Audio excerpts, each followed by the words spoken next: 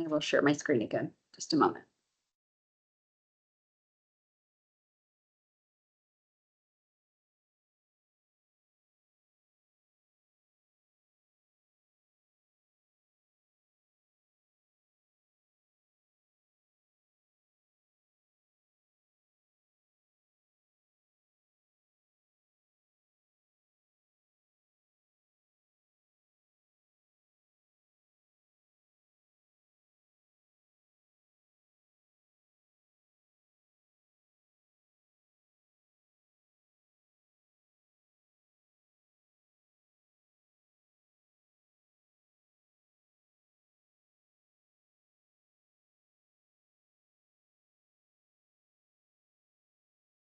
Okay, can you fix that? Look how large it is on the rectangles on the original. It's different size than that here.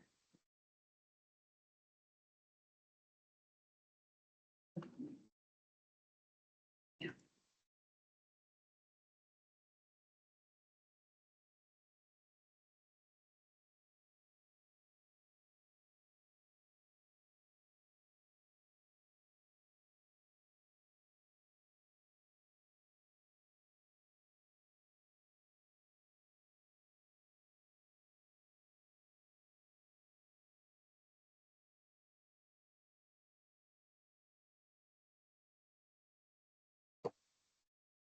Executive recruiter students, while we're looking at this, where it says the position is eligible for hybrid and remote work, I'd like to understand what the board views as hybrid remote work. What is the expectation of number of days in the office? Remember Kirkbride, I was going to ask the same question because I think every employer has a different definition of hybrid work. So, and it was mentioned earlier in the staff feedback. So I'd be curious what was given to the previous executive director, or what was the standard? Is the standard now? There isn't one. Staff member Klein. Would you like to weigh in on that? Yes, give me 1 second.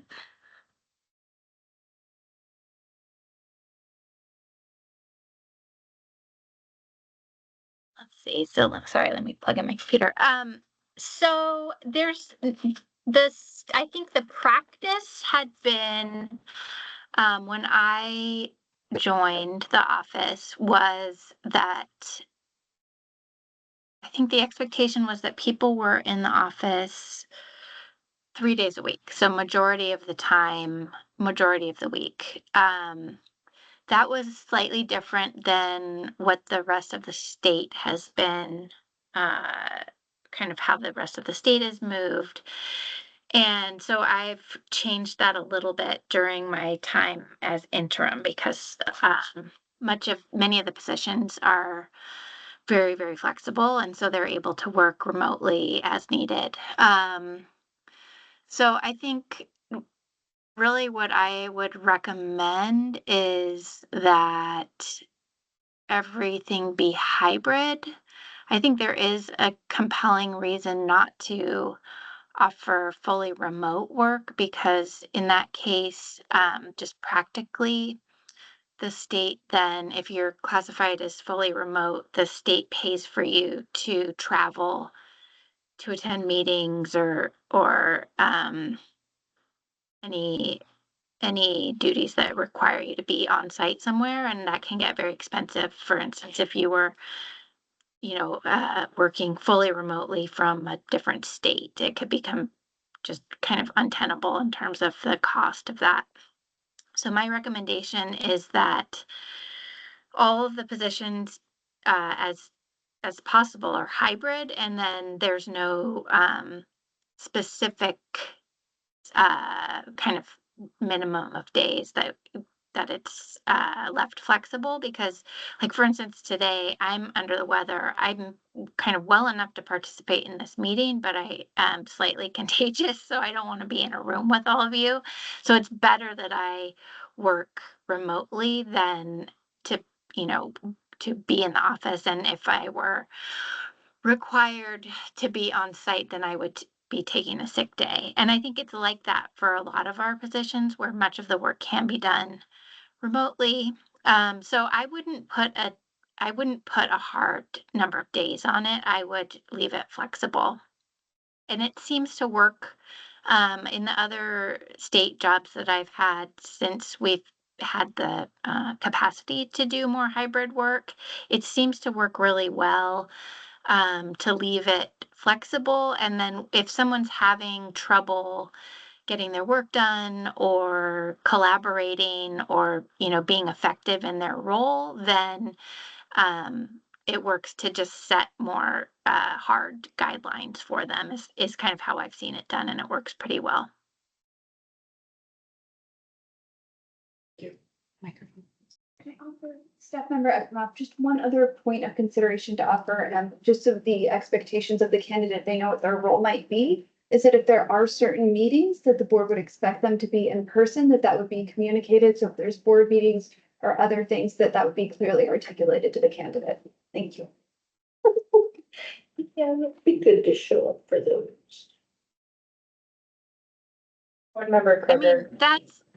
that's critical. You've got to be on site. You've got to have the ability to be on site when needed. Member Kruger, this document wasn't shared with us ahead of time, correct? Is there a reason why? It was missed in the documentation that was shared. I was under the impression you all had a copy of this already on your records. We do have a copy.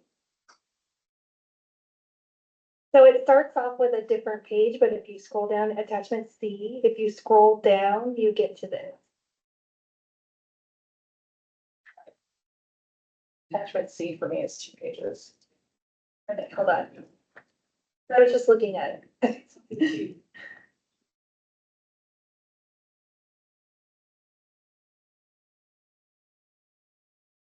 No, this is staff member Miller. We did not have this. It was not provided in Teams. You're seeing it in real time. Sorry.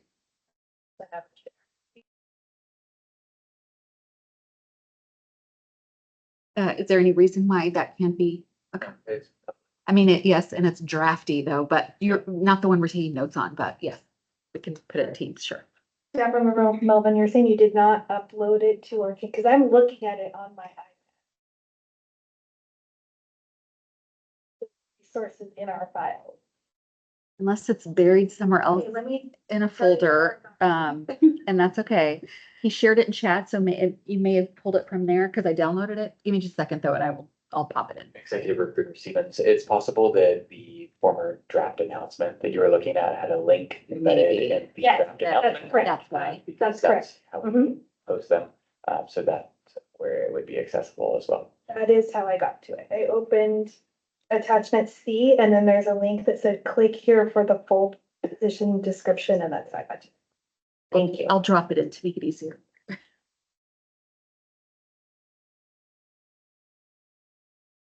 part of why I thought that it was already included.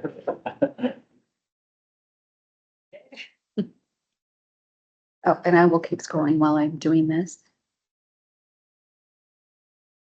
Also back to the hybrid aspect, I believe DAS currently has a definition for our hybrid employees that there's a requirement of 8 times in a year to be on site. So it's perfectly acceptable that you have this listed as a hybrid position. I was just curious what the expectation is from the board for your executive director. How often would they potentially be on site? And it sounds like as needed for board meetings and potentially a few times for staff events. Is that correct?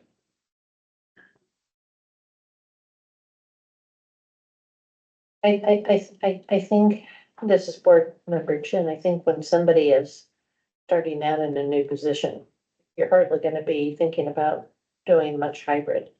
You're gonna need to be present until you have a lay of the land and the processes and the people before you decide as a professional executive director when you're going to do and how much you're going to do of hybrid. And if any executive director thinks that coming to a board meeting is a hybrid option, that's not the executive director we want to hire anyway. Thank you. This is board member Beeman. I love that the board member Chin is assuming good intent, but I am sometimes more fearful of what potentially happen if the minimum is 8 times on site per year.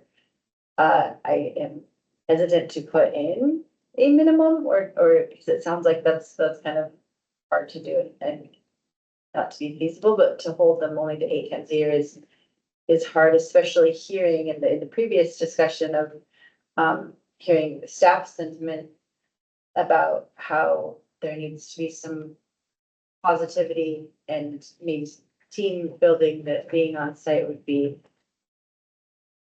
And again, I don't know the day-to-day, and so the staff, it may be very different, but I just think with where they're at now, that if that holding to 8 times a year is what's in writing in his minimum and the person could go back to that is red flags are waiting. That's not enough to reinforce what we need to reinforce. Hopefully we will find the right person that will not fall back to that. This is board member Chen, and I get that completely. And I think, and having that could be one of the questions about what we pose to candidates is, this is a hybrid option position. Where do you see yourself in doing hybrid work as an executive director?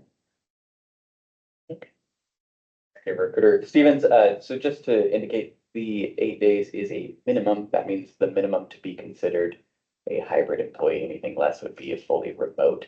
You are not limited to require them to be on site for. That is just the bare minimum number.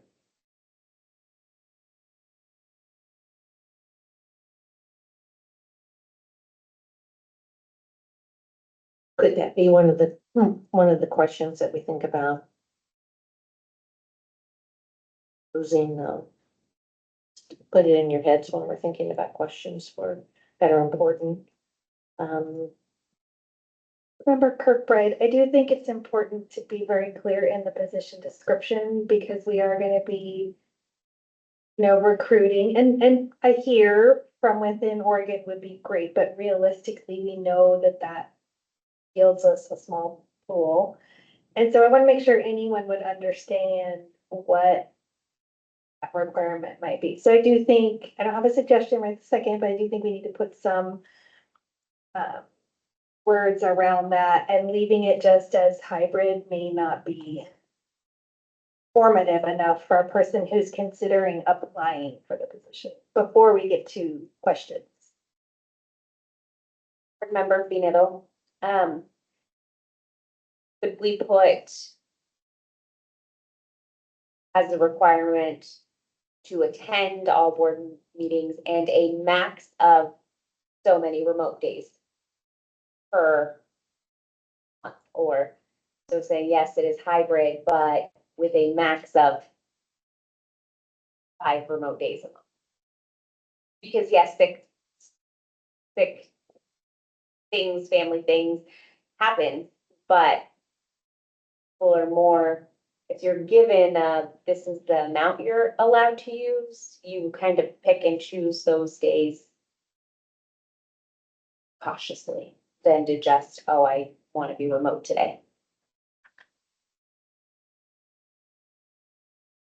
Would be cautious about setting expectations of maximums without specific rationale. It may be clearer for candidates to list on the announcement rather than the PD, keep the PD as hybrid, and on the announcement indicate that there are requirements to attend all board meetings, be on site periodically and as needed. And then you all can determine what is as needed for each specific individual. Just thinking of staff and if you have your boss to say only as needed, but it's their determination as what they see as needed as versus what your staff is as needed. There are 2 different sides to each view. For Kirkbride, I do like the suggestion from Executive Recruiter Stevens, that providing more detail in the announcement makes sense. I agree that we don't want to go into too much detail in the position description. I'm not advocating that we put a number on it, because I do think that's too micromanaging, but I really like the idea of in the announcement stating, you know, there is and maybe this is superlative, but there's a high degree of in-person interaction that will be required in this position, and just making it clear that it's not a small amount of in-person that's gonna be required, and that may change over time. But just making that clear.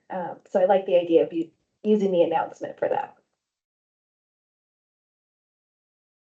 Like Mrs. Board Member Chin, I like that too, a high degree of in-person stuff is, and it's not just necessarily right here at the board, it's in all those other things that were just listed and your interface with everybody else, so. I like that, and I like it in the announcement, and that being prescriptive here.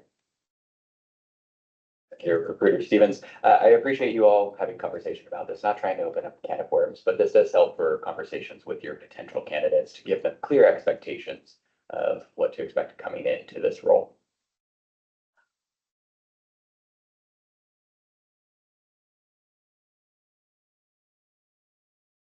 That's right.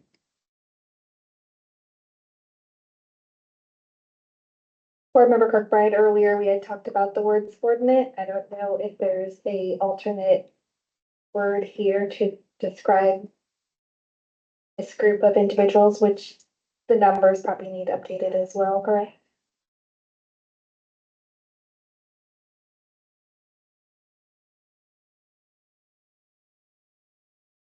The leadership team, because that's the whole, it's not just the individual people, it's the leadership team that do those numbers.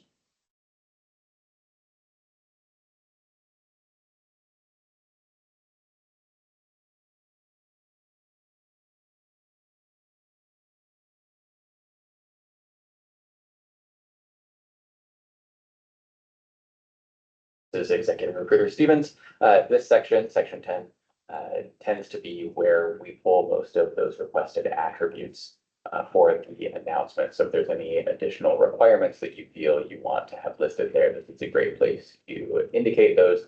However, it's not required for them to be in this space for them to be on the announcement. They just typically mirror each other.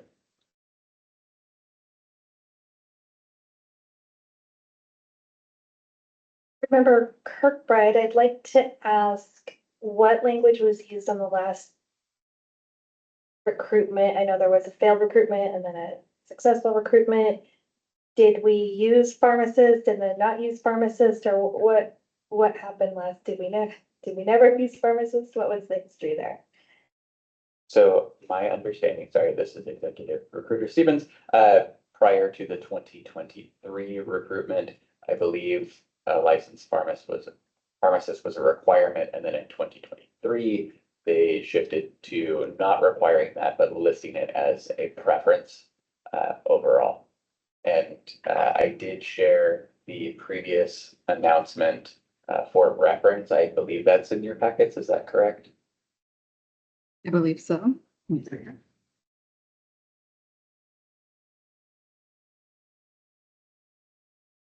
The job posting, right? Yes. Yeah, that's the next mailing after, maybe you want to look at that after this. Okay. Okay.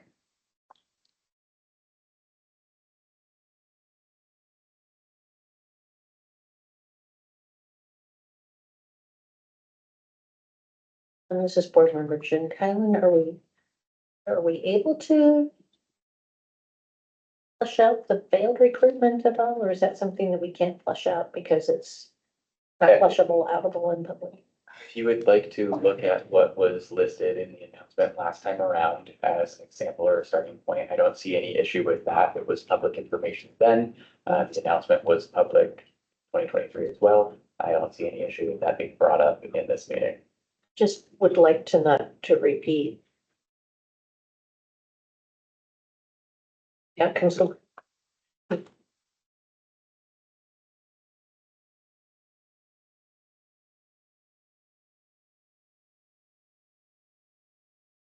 So the job posting, Kylan, right? that next? This one? I would like to see the job announcement from 2023 rather than the draft for 2024. Right. Oh, okay. That may be in their Teams folder. Give me a second.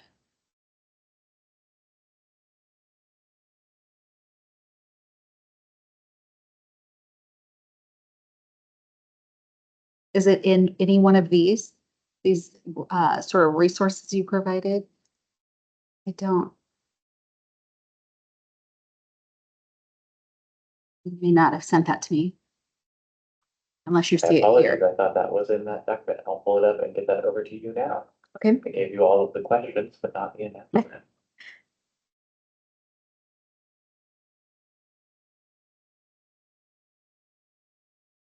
Wait just a second.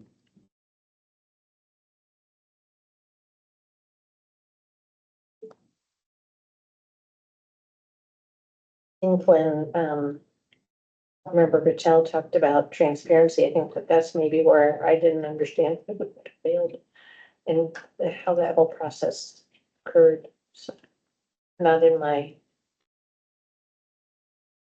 recollection, but that doesn't mean that it wasn't there. It's just a lot of stuff has happened since then. Board Member Kroger, I think what I see missing from the draft job posting is the salary information. There's the pay equity project information, and I feel like that was partly related to the failed initial round was transparency on what is the salary range for this position. This is Executive Recruiter Stevens. Workday posts the salary range through the actual ATS, but it doesn't show up in the draft Word document.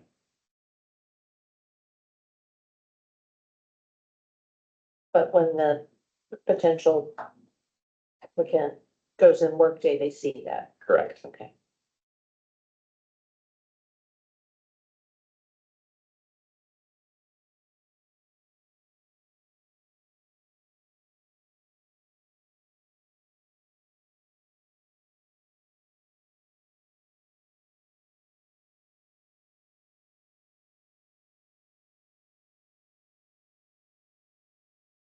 So. This is Board Member Chen, the question that you were talking about, that was not the miscommunication then regarding the field recruitment was salary posting. Okay, that had nothing to do with that. Board Member Pinedo, where would we include some of the suggestions by the staff in this process?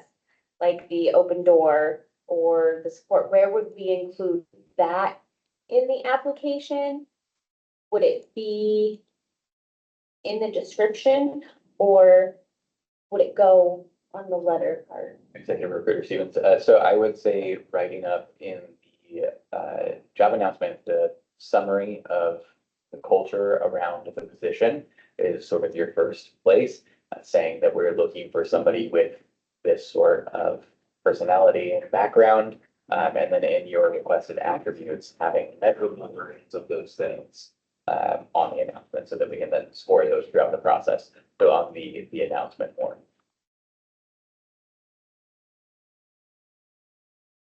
Remember Kirkbride, I think we should have a conversation about whether we are doing pharmacist required or pharmacist preferred. So what I'm hearing is that changed with the last recruitment. And so is that a change that we want to keep to potentially increase our pool? Or is that a change that we don't see as feasible?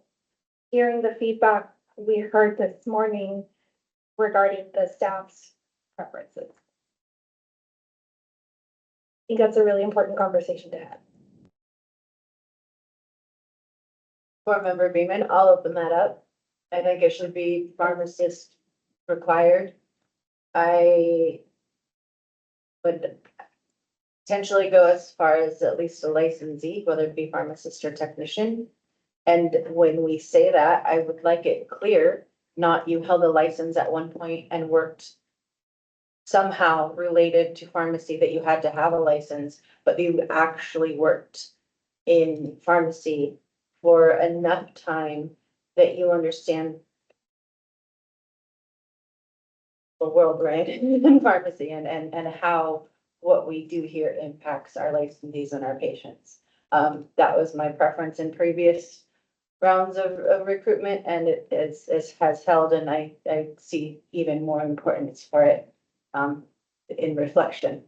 So I absolutely think pharmacist is a must, but could be, if it is the will of the board, would be willing to entertain just a licensee, so pharmacist or technician. I appreciate that having that limits the pool, the applicant pool, and that is a concern, but I also think, not having that experience is a huge detriment to what we're trying to do here. Board member Benedo, one of my biggest hopes to accomplish in all of this is to find someone fitted for not us as the board, but as the staff.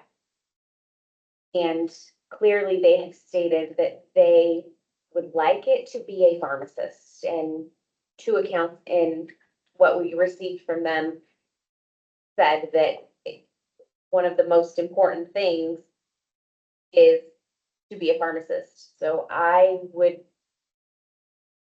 move forth also with the requirement of it being a pharmacist.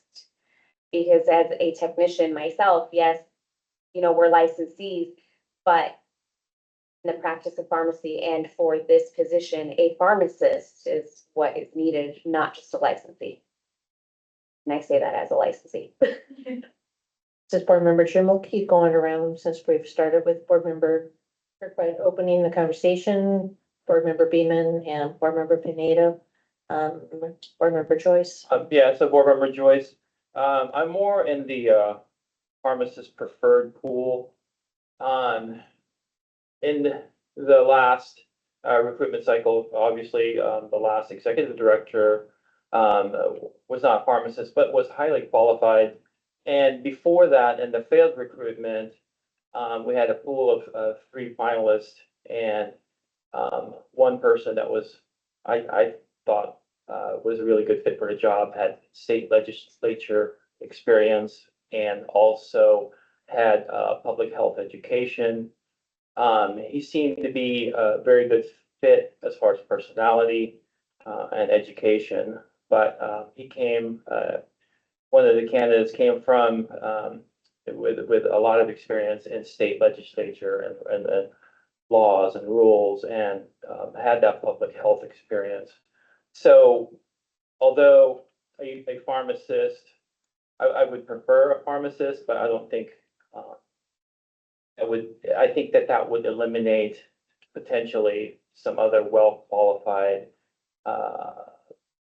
people that could apply for this job. This is board member Chin, and I agree with pharmacists. I agree with board member Joyce that there are potentially very highly qualified people in. But I think that it's too early to based on, you know, having a non-pharmacist executive director that may have created some happiness, and so I think that there are things that need to be healed before we can open that up. And I appreciate board member Pinedo's comments as a licensee, as a pharmacy tech. I know that we had pharmacy techs who applied to the last round, and it was extremely obvious they did not understand what an executive director did. And it was a lot of time to have to go through all of that, the reading and the scoring and so I would It's kind of interesting that a pharmacist tech, no matter what level of tech, they're always under a pharmacist supervision. So I think just leaving it at pharmacist at this juncture makes sense. For Hall,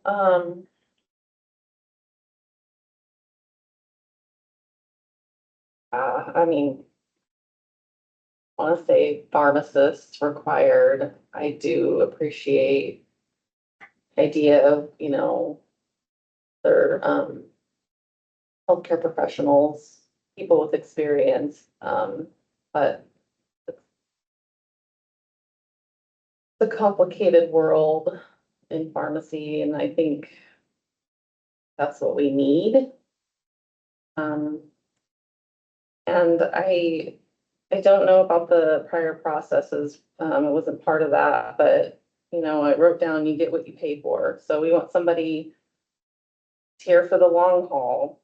We want someone with good management skills and good communication and transparency and steady and deliberate. I mean, those are the big words that I wrote down, and so we need to keep that in mind when we're trying to get leaders that are pharmacists to, you know, potentially leave their current position to come and be here with us.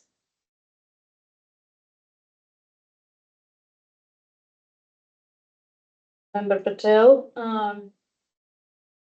I would also say pharmacist required for this board for now, because we have so many challenges. It's not like secret. Everyone knows. So at this point, I would definitely say pharmacist required. Let's say in the future, everything is settled down and then you go with the non-pharmacist. Sure, we can think about it, but for now, long haul, we need definitely required pharmacist for this position. Member Kirkbride, and thank you for starting the conversation. I didn't say my preference, but my preference would also be pharmacists required. I think it's really important to listen to the people, and I've heard it loud and clear from the staff. I've also heard it loud and clear from licensees. So I think pharmacists required is the way to go. I realize that does potentially reduce our pool and it might lengthen our process, but I think it's important to get the right person in the role.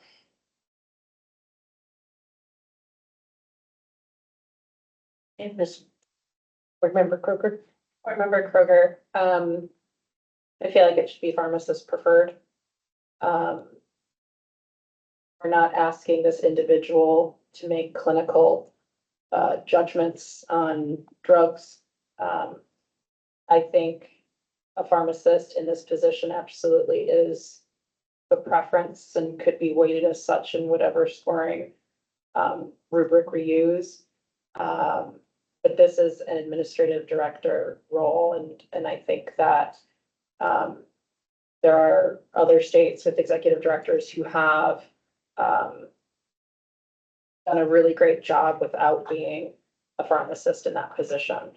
I don't personally fully understand what would make the world of the profession of pharmacy is incredibly diverse. And the board membership, the board makeup tries to reflect those different corners of our world as best they can. And executive director position doesn't, if they are a pharmacist, if it's required to be a pharmacist, they would still only know what they know about their previous participation in whatever corner of pharmacy practice that they were in.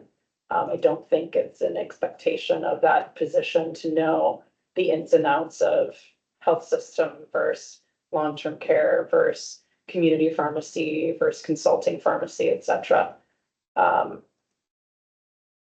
And I don't know, you know, if the board's will is to have that be a requirement, that's fine, but what would be the options to pivot if we find that the candidates who have applied do not have the other qualities that we're looking for, which I feel are equally important, especially when it comes to emotional intelligence, collaboration, communication, organization, administration, understanding government and the processes within the government.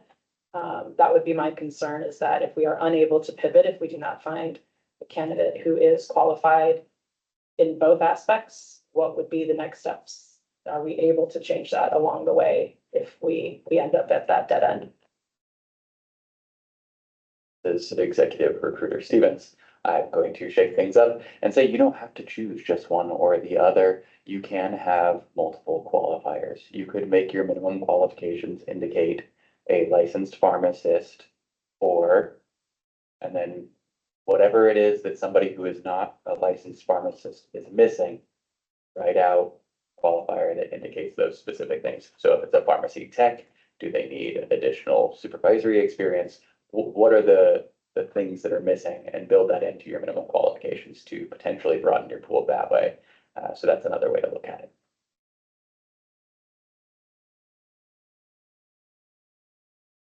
This is Member Chen, and I wholeheartedly agree with Board Member Kroger, but I think that this in order to get that ideal person and not be surprised when you hire them, we have to have all of those things that board staff and board members felt were not well done, maybe in participation, transparency, all of those things that as the rebound of that most people are saying they want a pharmacist. That doesn't guarantee that those things are gonna happen, right? There's no guarantee that a pharmacist is gonna be transparent, open, wanting to go to all the meetings, wanting to have the subordinates do this or do that. So there isn't a guarantee that a pharmacist is going to be all of that. Now, I'm not a pharmacist, but I feel like I have pharmacy and the like the Oregon public in my heart about how things can and should look and be done. We've all had leadership that has not been optimal in all the jobs that we've done. So how do we write this to get that person that might not be a pharmacist, but to Board Member Kroger's position? It's really crafting what we need rather than saying that you have to be a pharmacist. And I think that's a real important aspect. Like I said, a pharmacist, just having a license doesn't guarantee all those things we want, because all of you are really great licensees. And you probably know other great licensees, but the job is more than just what you do as a pharmacist. It's a lot more than that.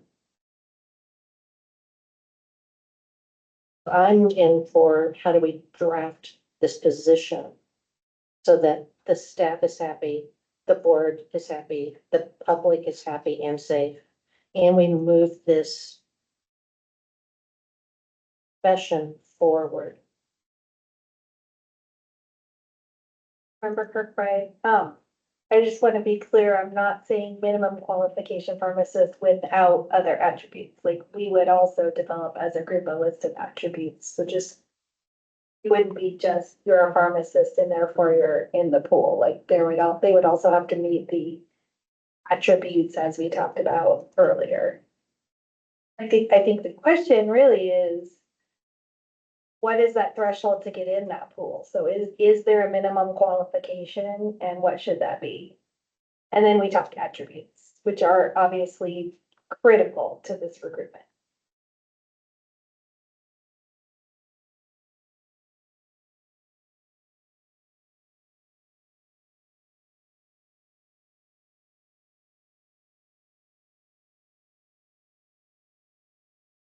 So where are we? Would you mind scrolling down? Yeah. to Do you know what section it's, what you wanted to look at, or? The requested attributes. Oh, okay, right here. So this is the prior from 2022. Is the date on this? Yeah. Yes, so this was drafted in the 2022 and announced in 23. These are all the attributes that were listed on that. I've put this same list on the 2024 draft, just as a placeholder, so that we can utilize these to craft what you feel is most accurately representing the need of your agency here and now.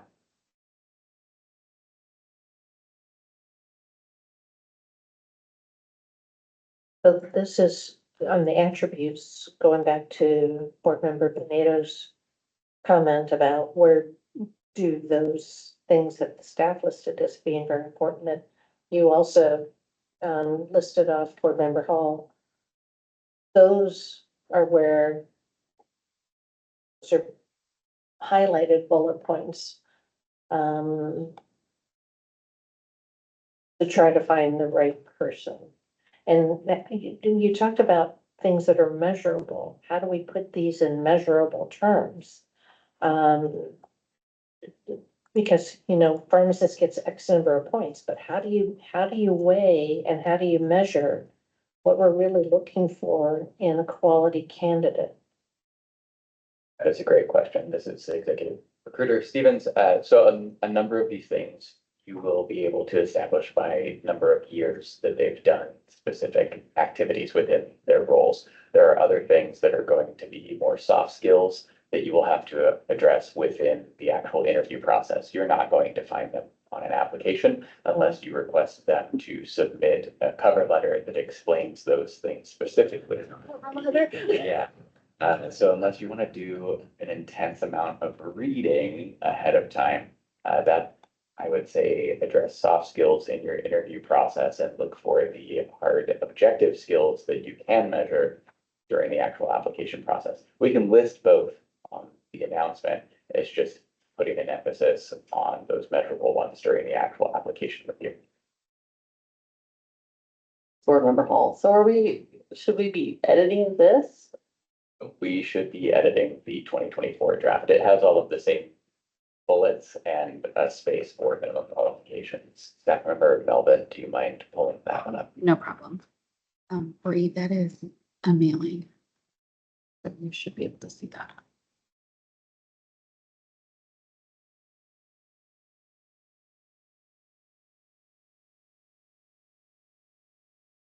So that is going to be mailing C. And go into the board.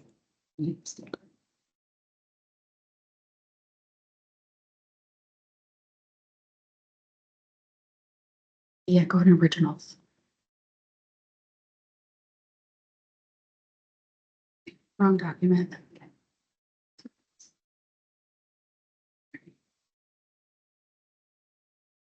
I need to get rid of this.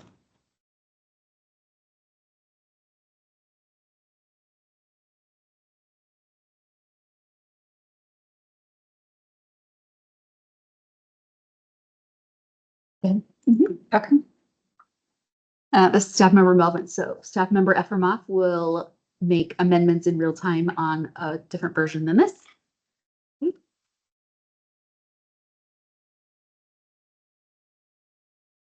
you, staff member Melvin, do you mind scrolling? Yes, thank you. Minimum qualifications and requested attributes. So again, these requested attributes are the same that were listed on the last recruitment. We can edit these however you see fit. You can take some that are already listed here and move them to be a minimum qualification or a combination of those, or we can write things completely new.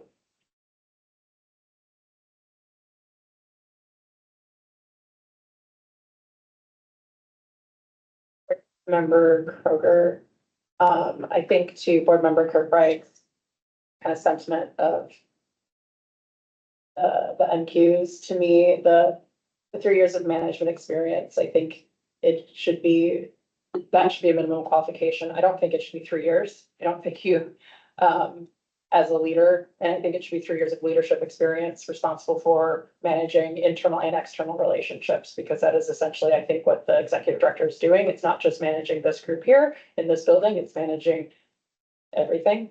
But I think it should be 5, 6, I don't know how many years, I think a minimum of 5 years leadership experience managing internal and external organizations. Preferred quality pharmacists, because then you would hopefully be interacting with agencies external to your own organization. NABP, DEA, what have you, would be a preferred qualification. That's what comes to mind when I think about what the MQ should be, is leadership experience. I think we can filter out when it comes to what type of leadership experience, right? I don't, can fine tune that, but being a leader is what this executive director needs to be, and it needs to be the leader that is reflected in what the staff has articulated as those skills that's needed to run this organization, this agency smoothly in order to meet our goals as the board. That's my thoughts on that. This board member, Jen, I don't disagree. I think 3 years is a relatively short time in even learning your leadership skills. In our healthcare fields, when you become a pharmacist, you're not a great pharmacist at 3 years. I wasn't a great nurse practitioner at 3 years. It really takes 5 years. We called it to become smart. First year you have about to kill people, and then you're a little smart. At 5 years, you're smart. And so I would hold that for leadership as well. You learn so many lessons in those 5 years. Member Kirkbride, I would also like to see a few more words around the bullet knowledge of state rules. I think knowledge of state rules is very generic. Every licensee has knowledge of state rules, so putting some more words around experience with that would be good. Again, I don't have those words. I'm sorry, but I'm gonna start thinking of them. Remember, one of the requests from staff was to consider Oregon-based applicants who are familiar with OARS, so maybe we could put that under the requested for knowledge of state rules or knowledge of OARS.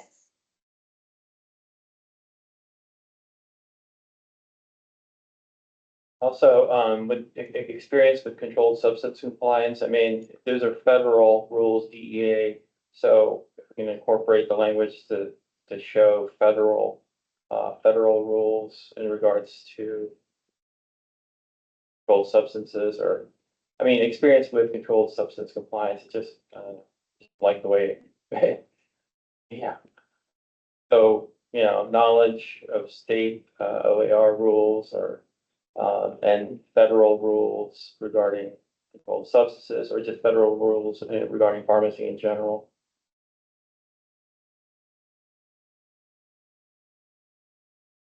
Do knowledge of state laws, rules, and interplay with federal regulations. Board Member Kirkbride, I'd also like to maybe somehow get in their development, so like how a bill becomes a law. Like, it's not just knowledge about a rule or that a rule exists, but like what the process is. So maybe something about development in there as well.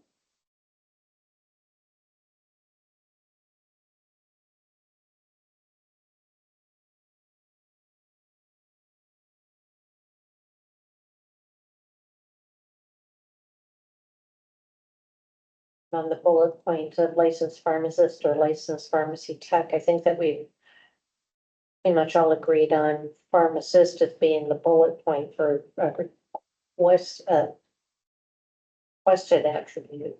We haven't decided it was going to be a required attribute yet.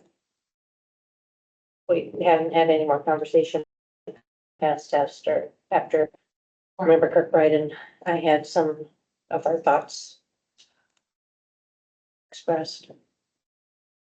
Remember Beagle or active license with a no minimum of so many years, like you had to have worked in a healthcare setting with an active license within the last 5 years, so that somewhere with a license requirement that you didn't work in pharmacy 10 years ago, like board member Beeman was saying.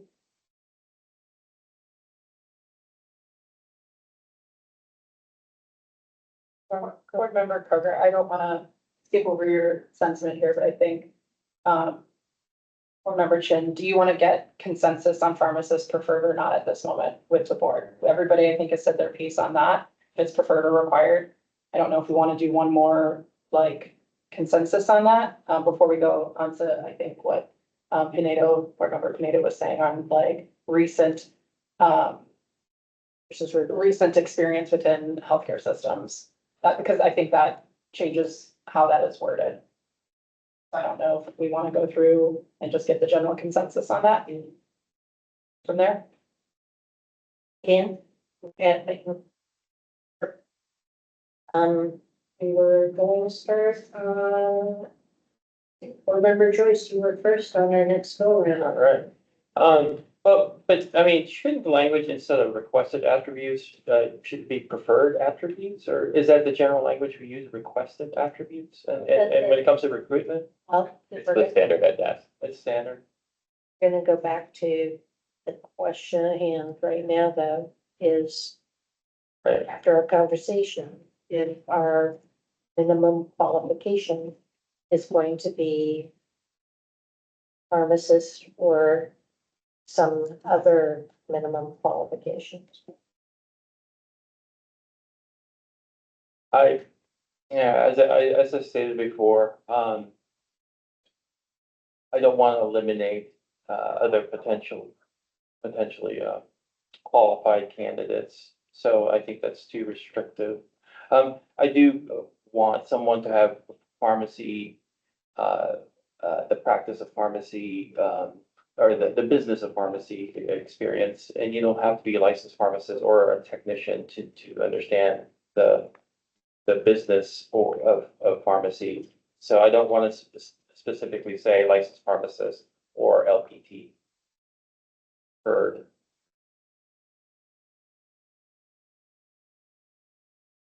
So pharmacist preferred or Heard.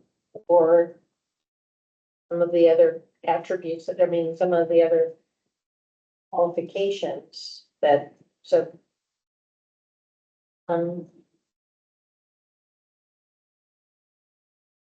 What would be the wording for the leadership that we're looking for if it's not a pharmacist?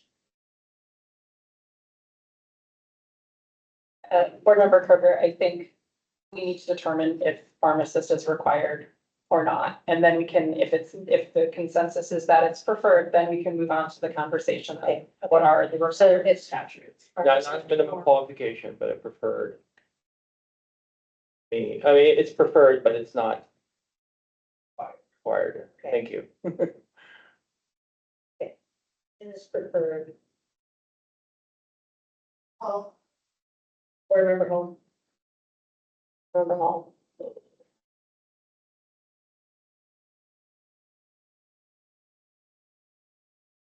I don't know.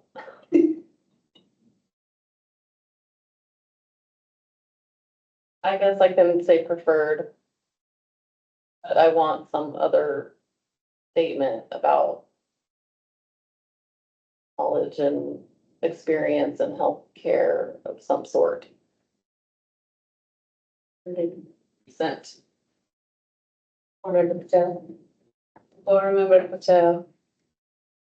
I would still go with pharmacist required for now for this board. Yes, other boards, other state board of pharmacy, they have non-pharmacist executive director, but then it's a different board, not this board. And as Board Member Kirkbride said, licensee also.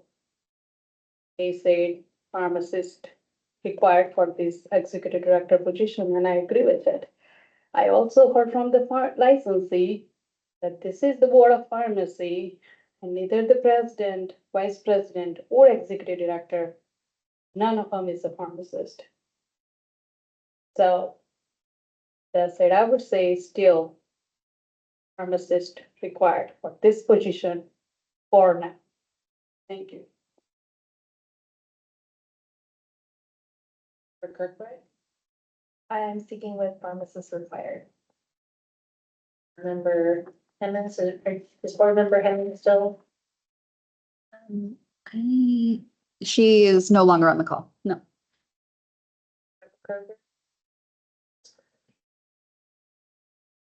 Member Beenan, Pharmacist required. member Pineda, Pharmacist required.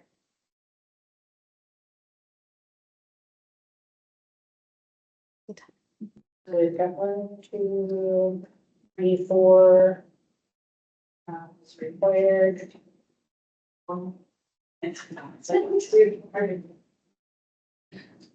don't think you stated yours. We can't hear you. Please speak into microphones. Thank you. So Chin is, so 1 preferred, 2 preferred, I think we're 3 and 3. But Kat, what were you? I'm a preferred. Overall, I'd like to change to required, pharmacist required. That changes it then. Okay, so majority gets required, so minimum qualifications is pharmacist.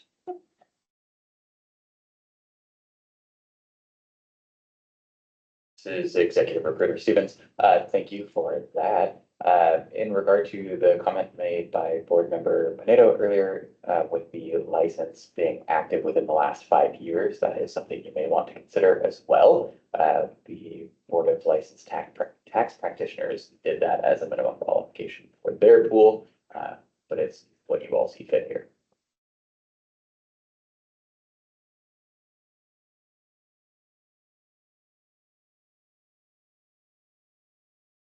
Board Member Kroger, I would say minimum qualification in addition to pharmacist would be 5 years leadership experience with I don't know if recent is the right word to use, it's too gray, but with active practice. 5 years minimum leadership experience, actively practicing pharmacy, something along those lines. That's an additional minimum qualification.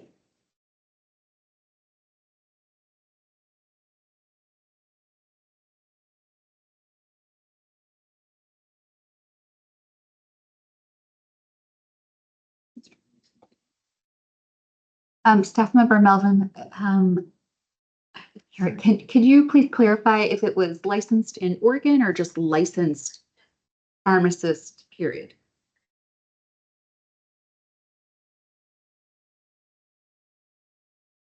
Okay, round. Oh, I'm sorry. Is that capital P? So it's. I think we're gonna really limit our pool if we just do Oregon. I think we need to make it a national search. And with the caveat that they become an Oregon licensee if they get hired.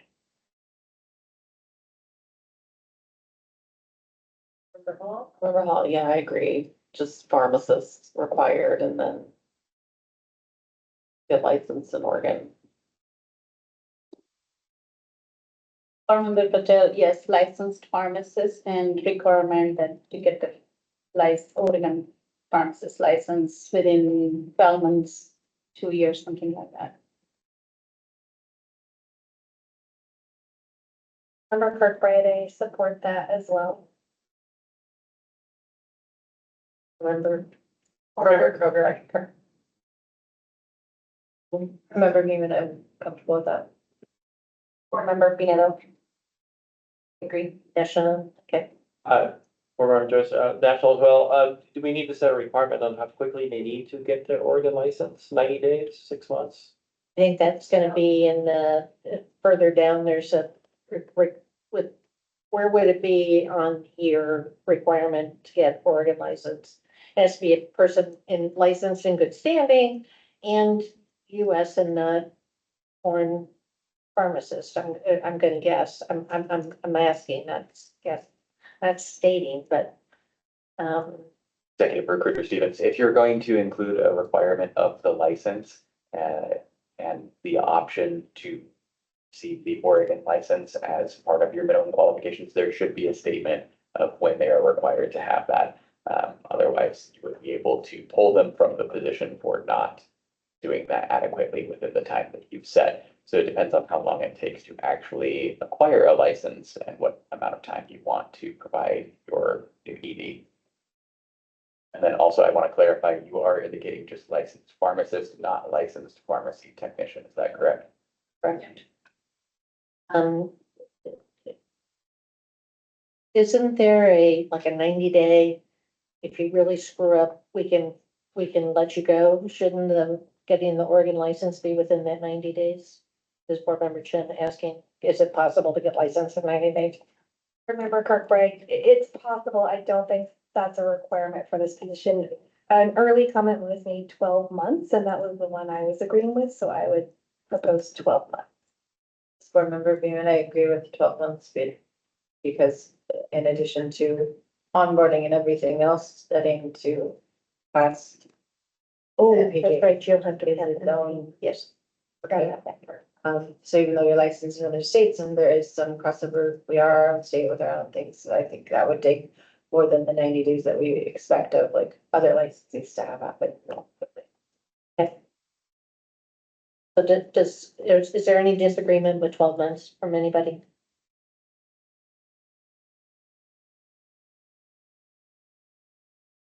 And do we want to stay United States licensing? I mean, I think that's implied, but I'll defer to someone who knows more than me, but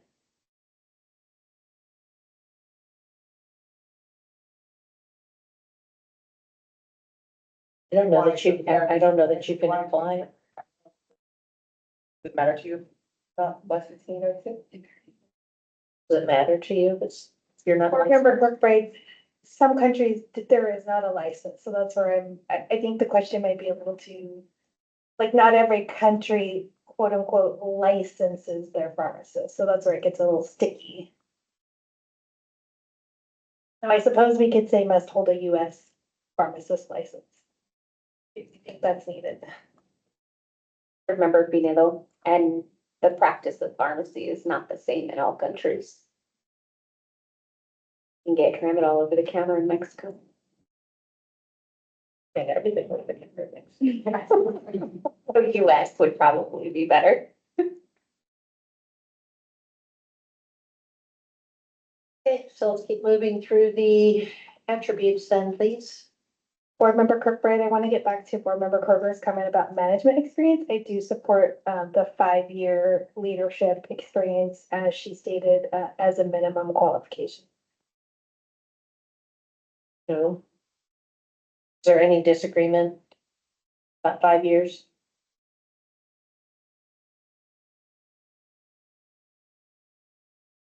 Board Member Hall, sorry, but we wanted to say leadership experience, correct? Yeah.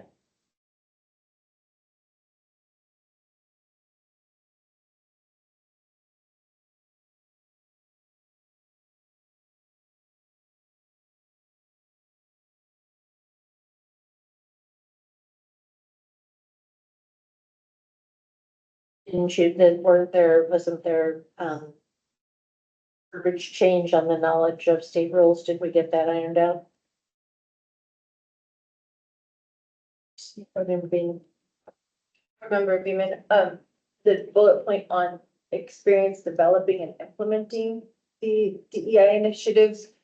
In reading the staff comment summary, one of the bullet points is to recognize that DEI is an area of strength for staff. So I don't know if we need to reword that, because I would be hesitant to have somebody come in and not respecting the work that's already been done, because I know a lot of lifting has happened on that front among staff, and it sounds like from the comments and the summary that it's something that they're proud of and they find is a strength of theirs, that maybe changing that to, rather than developing and implementing and supporting, or somehow making it more of a supportive requirement or statement, rather than come in and reinvent the wheel. Right, That's right. already been, a lot's already been done. We have a booklet that they worked on. Remember Kirkbride, I was thinking either implementing and promoting, or maybe just promoting. One of the statements from the staff was like being a role model. So maybe it's just promoting. I'd also be okay with implementing and promoting. I don't think we need developing. I think, but this is Board Member Chen. We weren't asking them to do this. We wanted to know their experiences in doing such. Those were when you do that grid that we did on, this is the attributes that we were looking at, that they had experience in doing this, not that that was what they were going to do if they were hired. That's not what this is. So then could we, this board member Beeman, put just a pin then in this idea, if we're going to leave it phrased this way on this initial, but that potentially be a question that comes up in the interview process as to, okay, you've met a requirement by having these skills of developing and implementing, but how do you support from there and make it clear that the expectation is to support the work done rather than correct that? Correct. So wherever that needs to be, throwing it out early, because I've learned from this process, you gotta go early or you get skipped over. So, yeah. So Kylan, do you have the pin and the needed verbiage? But this was important when we were doing our hiring. That was before we had our DEI plan. But we also want to know candidates' experience in doing that, not that they need to do that, that they're coming in to further support the efforts that have already been done. Board member Kirkbride, yeah, that makes sense. It's not the job responsibilities list, it's the attributes we're looking for, and I agree, experience developing a plan would be helpful in promoting a plan, so that works for me. This is board member Beeman again, but I wouldn't be mad if we changed that to experience developing, implementing, and promoting, sticking that promoting in there so that it is clear that is part of what we expect and would like to see. Anybody disagree with promoting? Any promoting? Okay. So where do we put the soft stuff about open door policy? All of these things that we really wanted to be present. Member Kirkbride, I think a lot of that falls into like work culture and is not an attribute that we can measure. Remember, this is an application screening process. So if we can't measure it, we're not gonna be able to ascertain and score that. So I think, as previously mentioned in the announcement of the culture is where all that stuff belongs. And we keep the attribute list to measurable things that you can pull off of an application.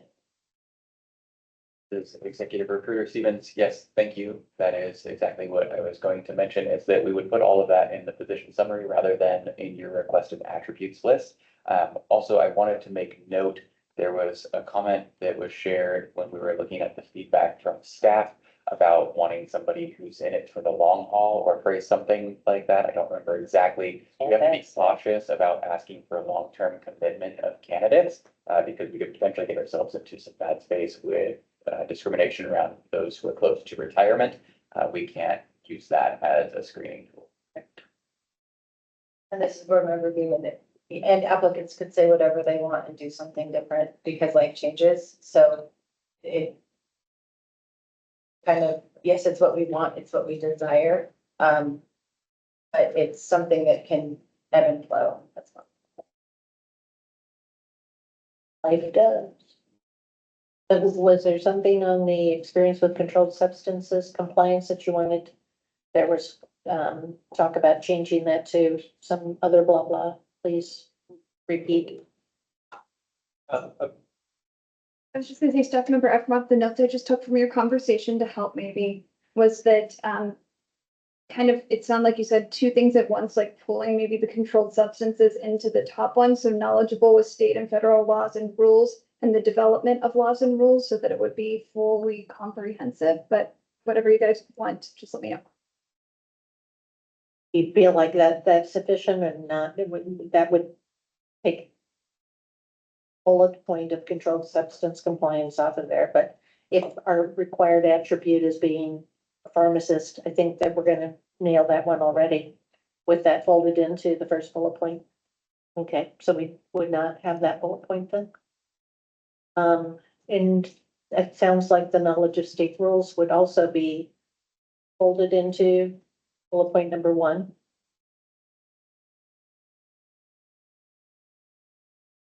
I'm not sure what you're referring to as bullet 1, because we talked about that. 5 years. We talked about that being a minimum qualification, an attribute. No, in the 5 years management experience in public-private organization, it's gonna be so. So that where you just said, I apologize, staff member Ephramoff. I wish I could be sharing with you. This would probably be a little bit easier. Please, if I can maybe just review what I've heard from you to see if this is correct. I had minimum qualifications, 5 years of leadership experience in internal and external relationships. Licensed pharmacist in the US must become licensed licensed in good standing and licensed within 12 months of becoming executive director. 5 years of leadership actively practicing pharmacy. And then I had the requested attribute striking out the first bullet point because it was brought back up into the minimum. And then there's experience developing, implementing, and promoting diversity, equity, and inclusion, ability to build consensus-based solutions in politically charged environments, and knowledgeable with state and federal laws and rules in the development of laws and rules. we got it. Okay. Okay.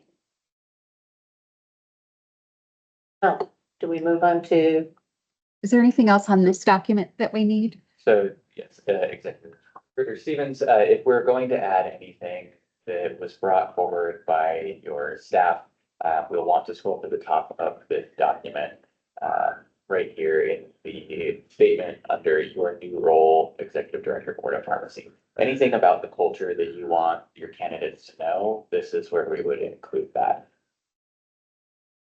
Member Kirkbride, is this also where we would include the piece about the in-person requirement?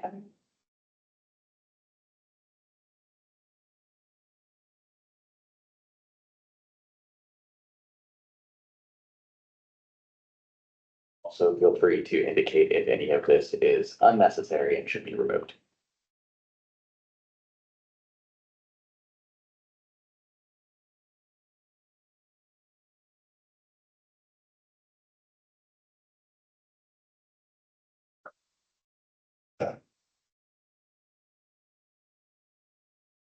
Board Member Kirkbride, so I think at the end of the first paragraph where we talk about it being a full-time executive position in Portland, Oregon, we should restate that this is a hybrid remote work, whatever the state of Oregon language is. I think it was hybrid remote position, and we can play with these words. Requires a high degree of in-person engagement. Something like that.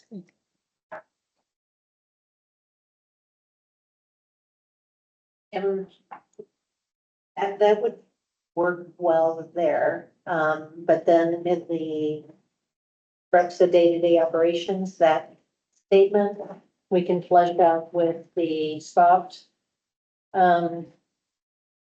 suggestions by staff about how, what the current culture, or however you want to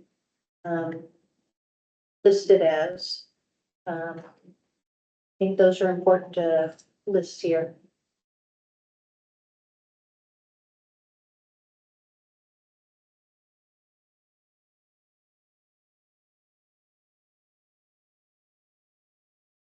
Well, this is Board Member Patel, while you are making correction, this is Board Member Patel. Sorry, unfortunately, I have to leave now. I thought this is, I was thinking same as Board Member Hemmings, that this is 4 hours, so we focus on the recruitment process and we did some other agenda and we ran out of time. So I'm leaving now, but I would prefer for the recruitment process, I would not prefer direct recruitment. I would prefer to go through get the strong pool. And I would prefer the maximum transparency. Know all the board member where we are in the process and everything. So that is going to be my choice. Thank you. And just before you leave, I'd like to make one comment about you hear from licensees that the Board of Pharmacy doesn't have a pharmacist as they president, the vice president, or the executive director. And I would just like to state that this role as a public member, as the president, doesn't require knowledge of pharmacy practice to run a board meeting. So there isn't anything that I'm doing that requires a license. So just wanted to state that in public.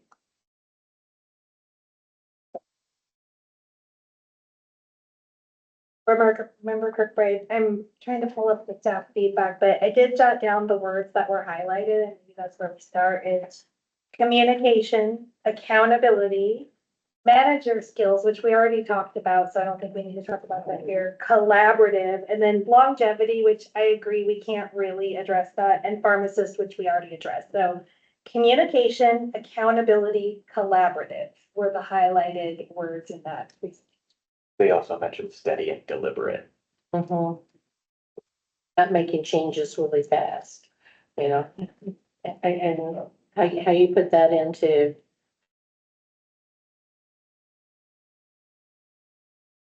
culture. Board member Kroger, I think a leader with 5 years' experience should know better than to make any quick changes, just saying, but, yeah. I would say, to just try to wordsmith a little off the cuff, chat GPT style here in person with real people.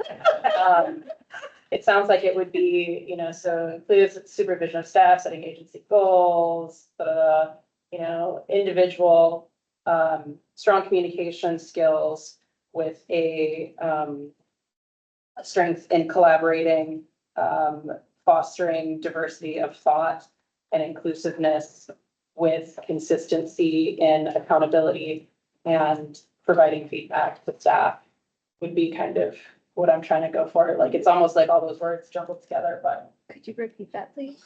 Can you repeat that for Member Kroger? It's recorded. John's presentation. You're right, it's recorded. It's recorded. I remember Pinelo, and can you include the positive and respectful workplace There we culture? go. Because I feel like that's important.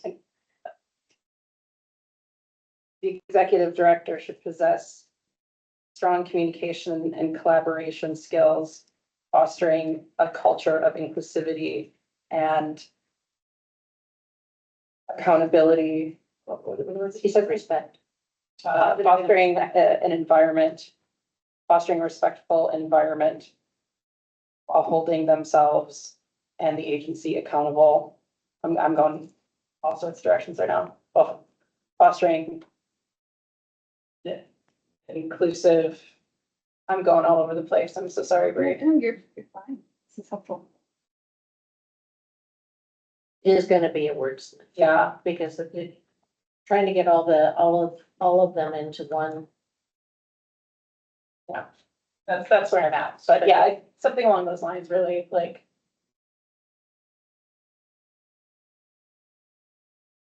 Is there any disagreement by remaining board members to have court staff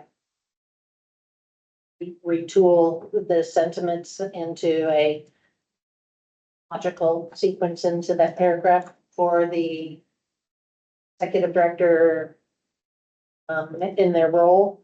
I think those are all important. I think those were the things that we heard loud and clear.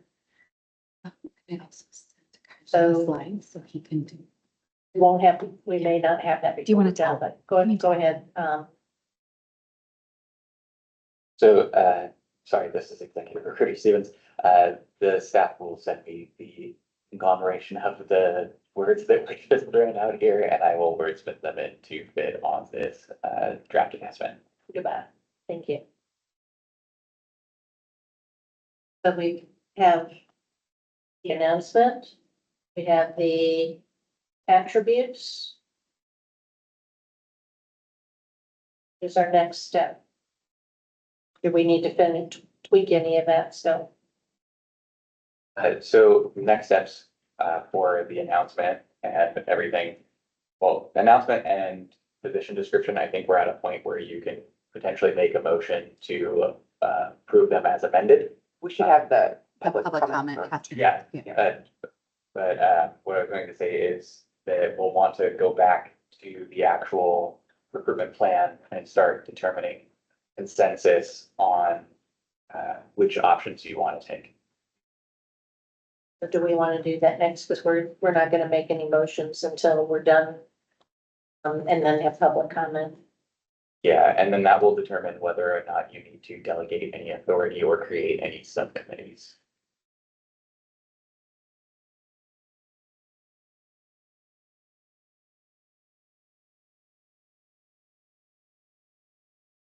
So just say good job, everybody, on those two. Call necessary.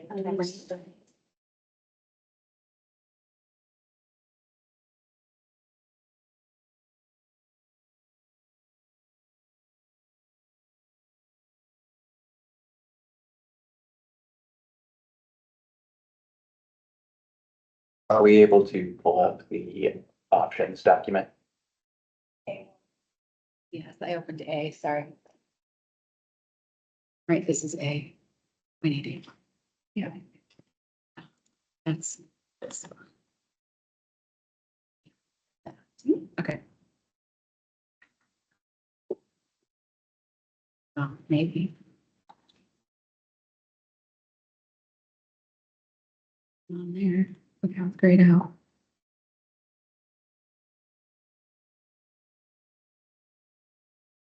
You keep track and click through all of that. It just amazes me every time. So Teams is giving me grief. Do you see how it's all grayed out? Give me just a second. I'll have to pull it from another source. Guess what? I can type in this one. Oh, no, I can't.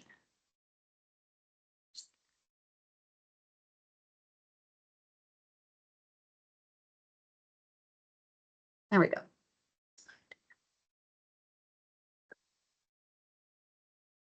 Okay, now we're down to our options. Can have different options at different stages.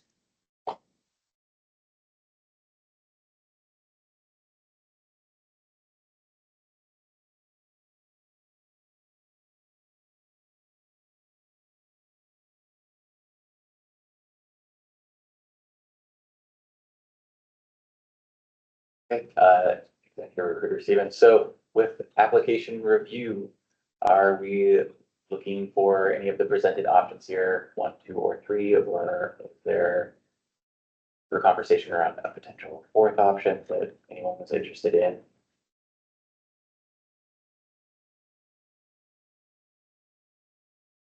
I remember, right, are we gonna do I think it'd be best to do a round robin for each topic to get through it quickly. We do have an hour remaining in our meeting.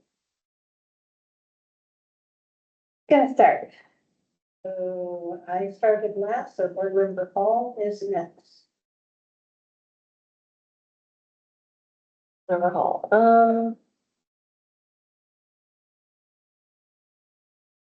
so this is just for the first step in the application review. You know, if people quite have the minimum qualifications. Minimum qualifications.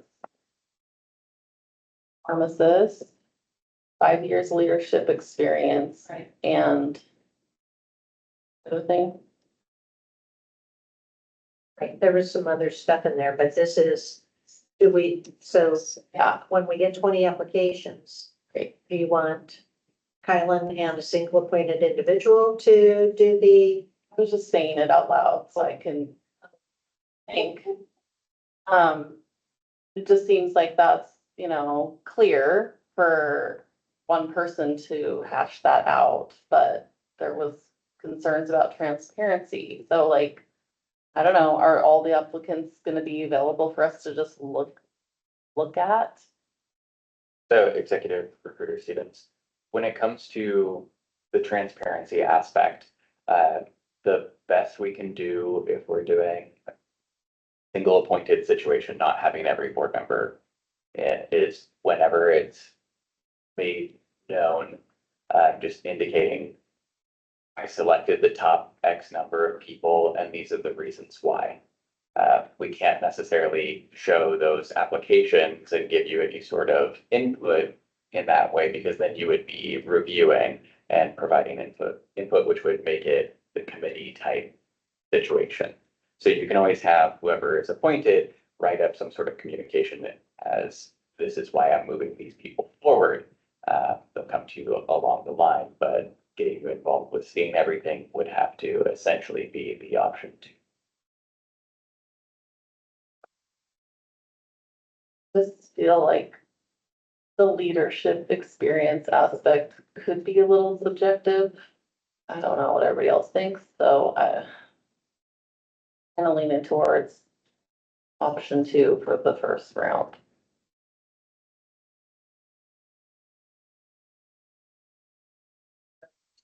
There's, board member Kirkbride. Emily, option 2. Kroger.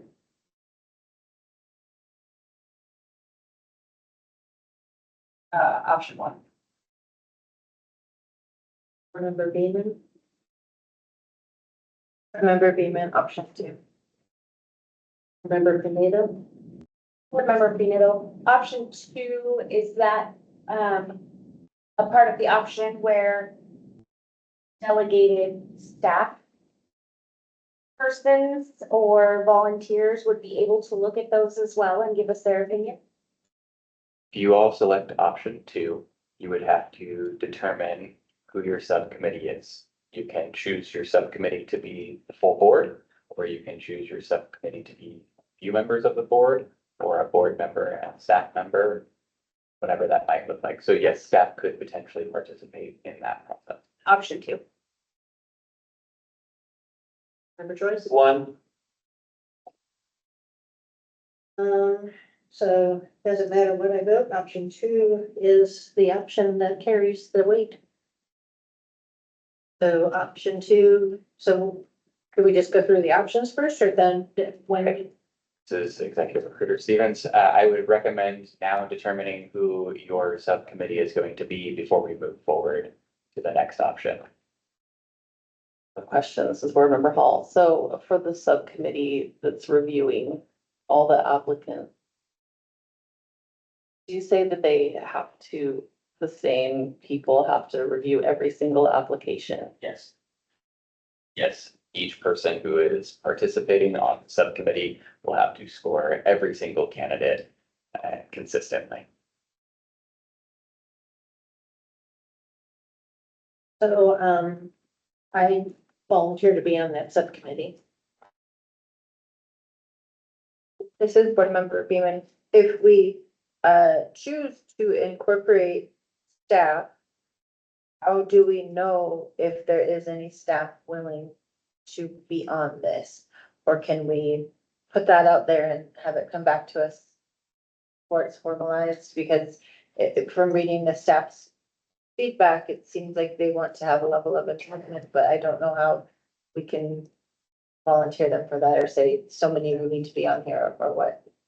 This is where you would have to indicate that you would like to invite staff to participate and list a total number, and then an invitation can be sent out by the board to staff, and you all can make a decision on which individual will participate based on their schedule.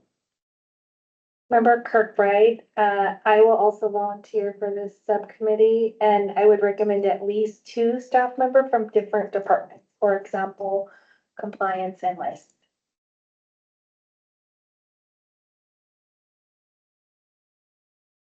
This is Executive Recruiter Stevens. I should also make note, just as a reminder, that doing this means your candidates will become public immediately after reviewing the application. So we may want to amend the job announcement to include information indicating that there will be no anonymity throughout the process. Just as a note, by the way, will potentially limit your pool. Member Kroger. Board Member Kroger, I'm happy to volunteer to be part of the committee. I also would like to articulate that while this is the responsibility, this choice lands on the shoulders of the board members. And while I am very happy that we have solicited feedback from the staff, this is their direct leader. their boss, quote unquote. I have concerns with staff participation in the choice, especially when it comes to, when, you know, eventually that is their leader, the person who they directly report to. Having them participate in the selection seems to, in my mind, blur some of the,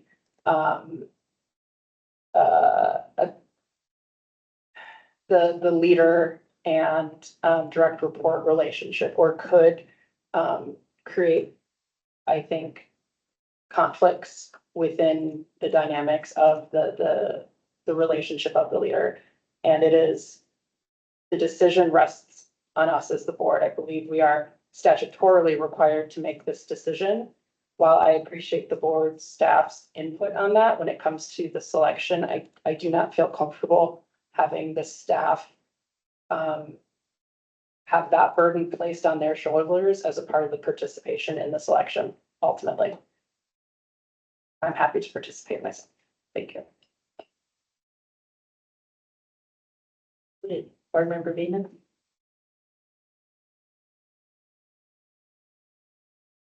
Member Beeman, I'd be happy to be part of the panel or subcommittee if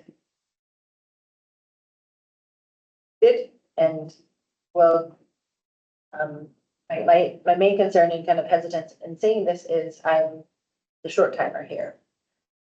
This even get done by next June when I leave. I want the board moving forward to have the best candidate for this board right now, moving forward with the positions we're in.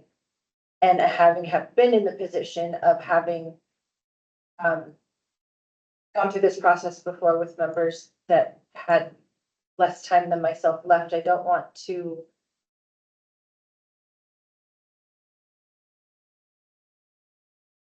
I know what it's like to inherit the decisions of other, and it is the consensus of the board, and you know, it was board votes, but I don't want to make any of you guys feel like that after I'm gone and now you're leaving with this. You know, but I get it, I'm just one vote, so, but I'm happy to participate in all of this and will see it through start to finish at every point. I just I really want to set our board up for success in the future and with what our current board members see as valuable, knowing that my time is a little bit shorter. But your knowledge and your dedication to this carry whatever you make decisions on. So that's, you're still your role until you're done. Can I ask a clarifying question? So when they're picking option 2 with the subcommittee here, and then they, obviously that going forward, generally, that means they're doing the subcommittee for the remainder of the process, and it can be different subcommittees for each stage? It can technically be different subcommittees, and this is exactly what I wanted to touch on next, is that the subcommittee, I would recommend it being one all the way throughout, because you have to now get your subcommittee together and they have to agree to this same process and all the standards in order for them to be able to do anything in executive session.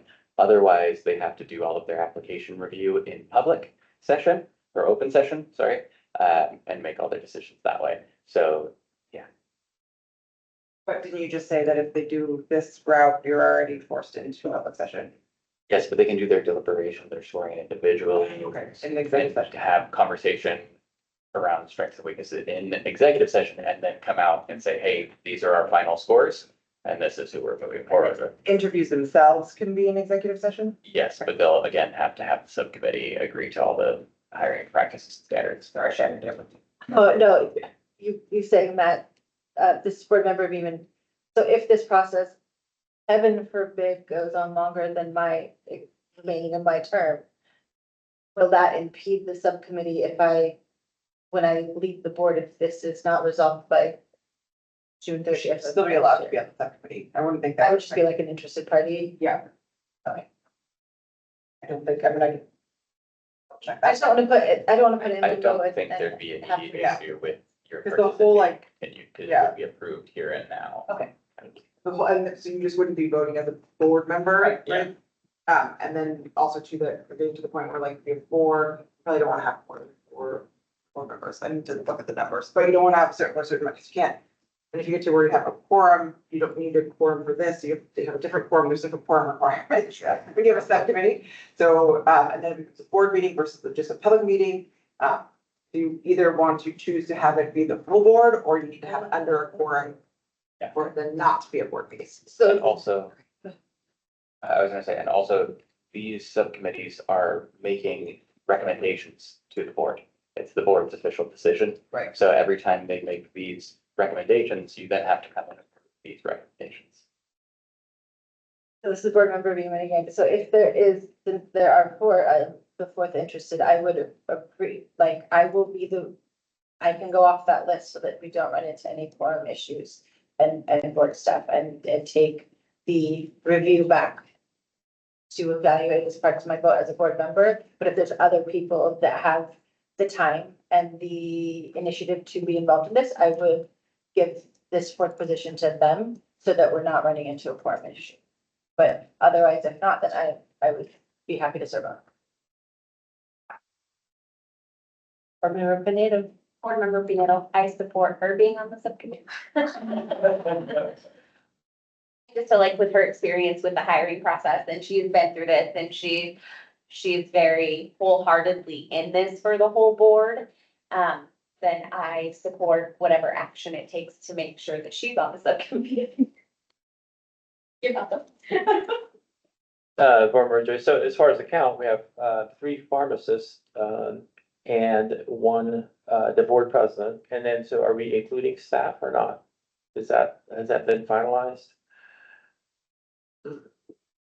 It's finalized. Okay. Anyways, I mean, there's definitely enough, qualified people to review the application review portion of this, which is just looking to see if they meet the minimum requirements. I mean, I could have gone with option 1 on this one, but, yeah, I mean, for the sake of transparency, that's fine. I don't need to be, unless we're short. just to clarify though, this is gonna be all the same people doing all the steps Throughout. until the very final, until the final interviews. Final interview, so not even the second interview? Correct. Okay. Second interview would be the same 4 people, or Same. 4 people plus 2 staff or whatever it is. Your subcommittee would be the same unless you all choose to have multiple subcommittees, which is not recommended. Remember Kirkbride, I will say that I would like technician representation in this as well, and especially with the advice, and I think we should take the advice that our subcommittee remain consistent throughout the whole process. I would not want our technician board members to not have a voice. So I would like one of you to be involved in the process, and I would be willing to give up a pharmacist spot for that because I think it is important. Yeah, I mean, I've been through this would be the 3rd time. The 3rd time, we've been through this process. Yeah, I will volunteer. Thank you. So. Thank you, board member Kirkbride. So we have not landed on staff. We also need to take one. Got 5 board members going, so we need 4. And 4, me, If we get, Kroger, Beeman, and Joyce. I'm willing to, this board member being, I'm willing to be cut in favor of having board member Joyce. So Kirkbride just offered, Beeman has offered. I was not offering, I just said that I think a technician should be on, and I'm willing to have one less pharmacist. I'm sorry if that was confusing, I wasn't thinking me. Okay. But if the board votes and it's not me, that's okay too, I'll still be friends with y'all. Never mind, well, they keep Kirkbride and keep Kirkbride and let's take Beeman to the curb. Okay. Yeah. Misunderstood. Okay, so we have Jen, Kirkbride, Kroger, Joyce. Okay. Then, do we need to go do a round robin on if we invite staff in this process? Because they will be involved in the interview process.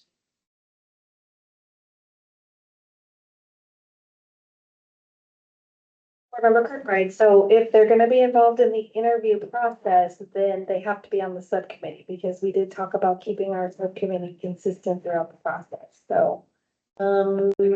I thought that there's a separate interview process for staff and a separate interview process for the, That's a meet and greet. That's not a scored interview. So they get to hear from the candidates and provide feedback. It's not a scored participation. so given board member Kroger's concerns, let's do a round robin on inviting two staff members, one from compliance, one from licensing. Board member Kirkbride, friendly amendment, if that's not right, if there's another department that I'm leaving out, please tell me if, maybe it should be 3, I don't know, that was a number that popped in my head. And everyone left as well. Staff member Melvin, we have 3 departments. We have the operations or administrative side, which is that side, licensing and compliance. Again, that one's tough too, because I'm not sure on the commitment side piece of it, but carry on. Member Kroger, the staff meet and greet would be for all staff, correct? Okay, so all staff would get to equally participate in that part and provide feedback to us collectively. I think that only strengthens my position on this dynamic of having some staff participate in this process and not some staff, and then this ultimately being their boss, I think creates an interesting dynamic within the staff where, what if it's a bad choice? And now, Sally, look what you did to us, you picked this person. So I don't want that. And I also don't personally want the weight of this decision on top of their day-to-day responsibilities. This is a weighty thing to do. This is a large, one of the most important decisions that this agency has is to select an executive director, and putting that on individuals who are not appointed by the governor, I don't think is the right thing to do. I think they should provide impact, or provide feedback after the staff meet and greet. But I think the other part of the processes or its actual selection, I don't think it's fair to put that on staff. This is board member Jen. I don't think that it's ever been we've never had, in my, that I've done, we haven't had staff, but neither have any of the other executive recruitments involved staff, just in my previous roles. So,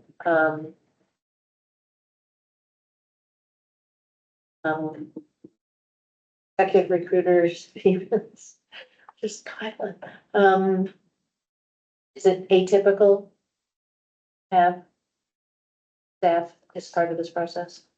I would say, yes, it's atypical to have staff, especially this early on.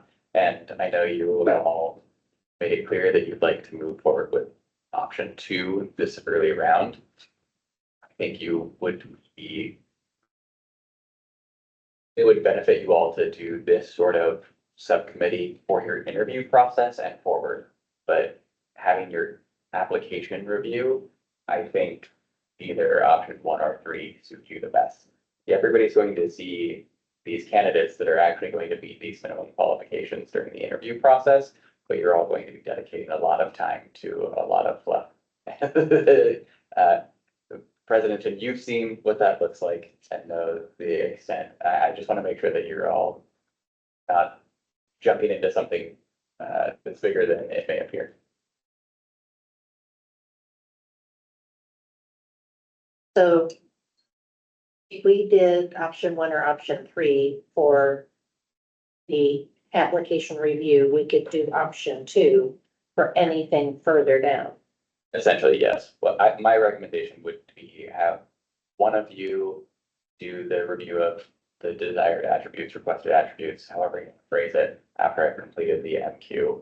And then from there, you get your subcommittee of the 4 of you and or staff, depending on how you make that decision, to do the other steps throughout the process within the interview. Every time that I've had a board or commission that wants to jump forward with all of the board members participating in application review, it becomes a logistical nightmare. And people drop off even if they're 100% committed or say that they're 100% committed at the beginning. And I want to make sure that we don't run into an issue like that. Board member Kroger, I would feel very comfortable volunteering board member Chin for option one. And I love you too. Board member Chin, I been through the process. I understand what our MQs are. I have emotional intelligence about what this board is looking for and what the issues are and have been. And I would be happy to do that, but only if that's the will of the board. This is board member Beeman. I would also support you if we go with option one. Because I think you have seen and experienced and understand why at least I, if not others, have issues with trusting this process only with one set of eyes because of transparency and trust issues that have happened in recent history. So I think you understanding these trust battles we've encountered and transparency issues. And I think that you have experienced some of that as well along with this, that I would feel confident that you would be as transparent as possible. So we can do a round robin.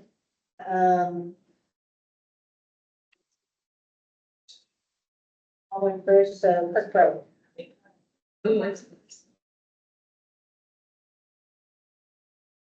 I'm gonna say I still am I understand it might be labor intensive, but as a new person, I'm still in favor of like being involved in all the steps. And so I'm gonna still say option two, but I understand that others support option one. That's fine. I can live with that. Option two is my preference. Kroger. Option one. Member Beeman. Board member Beeman, option one. Member Benito.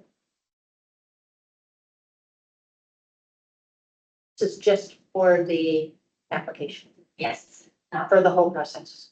Board member Pinedo. I don't know what the previous process has been like or was. But from what I hear, it was a failure at one point. I don't think at this Point, it wasn't at this. it wasn't just, it wasn't just, okay. You seem like a trustworthy. I'm looking at everybody's closed captioning, their facial expressions as we get into this, and mostly on that side. So I will go with you in option one. Where am I? Board member Joyce. Yeah, I mean, I strongly feel option one, if not option three, but one and you're in. Board member Hall.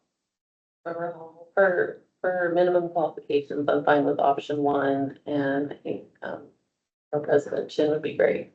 Okay, thank you. And yes, I will be trustworthy and transparent. Executive Recruiter Stevens. So I had two comments. One, we'll need to, when it comes time to make motions, delegate authority to you to be that individual, but also to board member Pinedo. The failed recruitment, we had some quality candidates that we were looking at.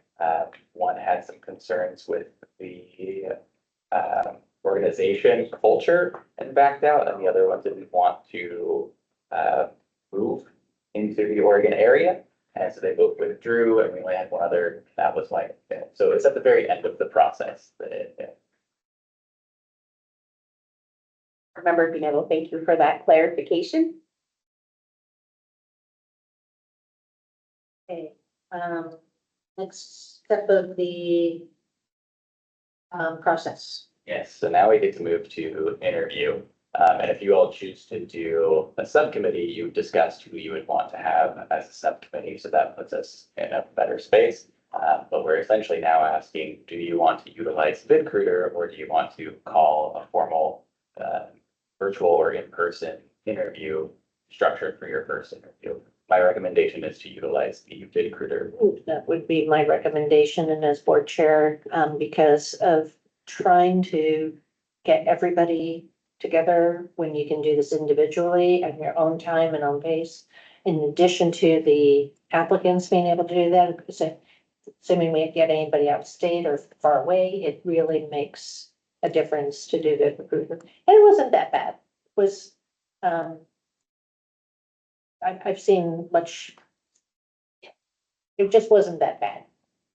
For a bit more clarification, sorry, executive students, I'm terrible about the announcing myself. Each candidate will get 3 to 5 minutes per question. We'll do 3 to 5 questions at this round, so you're gonna have like 15 to 20 minutes per candidate. So if you have 4 candidates, that's an hour of your time versus setting up hour-long interviews with each candidate for 4. Right, but at this point, you wouldn't have the subcommittee at this point. You would still just get the single appointed individual. Well, that's VidCruiter A. We're potentially looking at VidCruiter B Okay. right now. So they would review it as a group. So they would do their scoring individually and then come together in executive session and then go into open session to make the recommendation. So we would do this on our own time and we would set a date for the executive session to discuss and vote in Yes. public session. So that's another, so it's time and a meeting. So first interview would be option B, what we're looking at, and we'll go around. Option 1B. 1B, thank you, option 1B, and it would be with Chin, Kirkbride, Kroger, and Joyce as the representatives from the board. And I am supporting board member Kroger's suggestion that we do not involve staff in this part of the process. I think that those were extremely valid points and it's never been done. And we have heard and we know we carry that forward in doing the interviews and the questions and answers that we're going to be able to do too. So we will carry that forward. So is there any?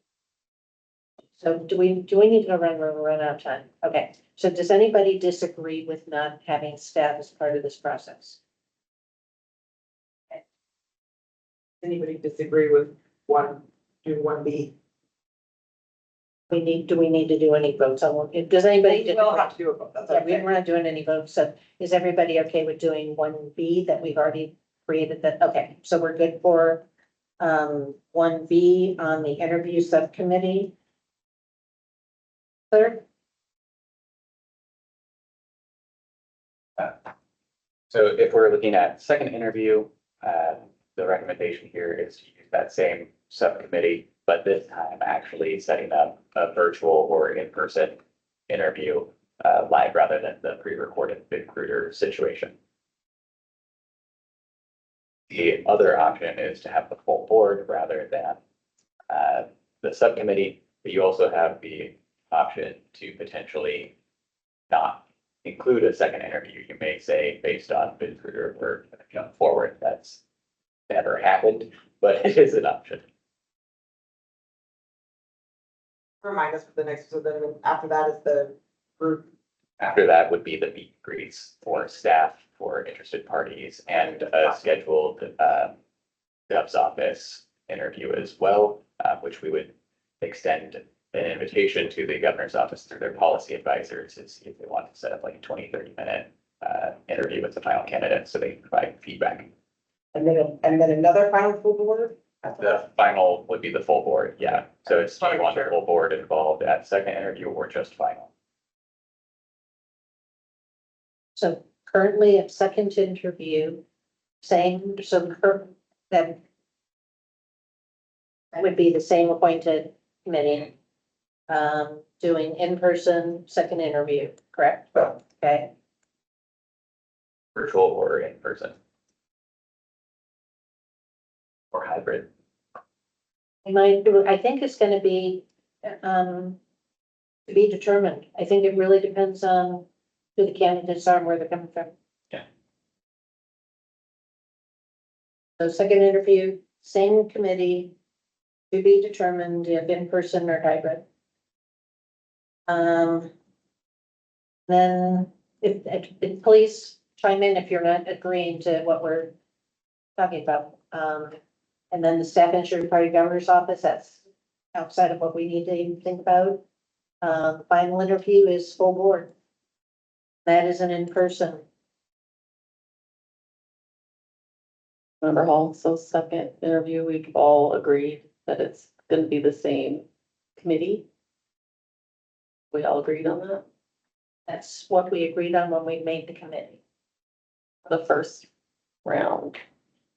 The interview subcommittee, keep the same subcommittee. Right, remember he said if you don't, you have to start over. And with a bunch of stuff to make sure you go into executive sessions, or that the recommendation was to remain with the same subcommittee the whole time until the final interview, where the full board does the final. We have to get each subcommittee to go through and approve all of the same things we're approving here and now.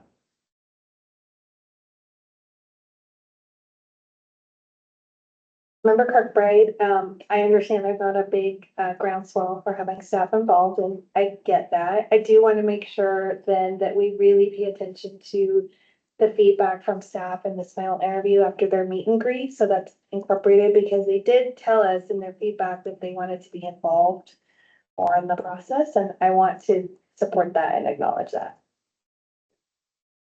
This is board member Beeman to elaborate on board member Kirkbride's comments. I also would like to reiterate saying the actual wordage. I don't have to have it tied to anybody, still be anonymous, but not having it summarized for us, but seeing the actual comments made. Yeah, the raw data that we can see what actually, how things were phrased, what was said, and not have it necessarily interpreted for it. Summarized, not interpreted. This is Executive Recruiter Stevens.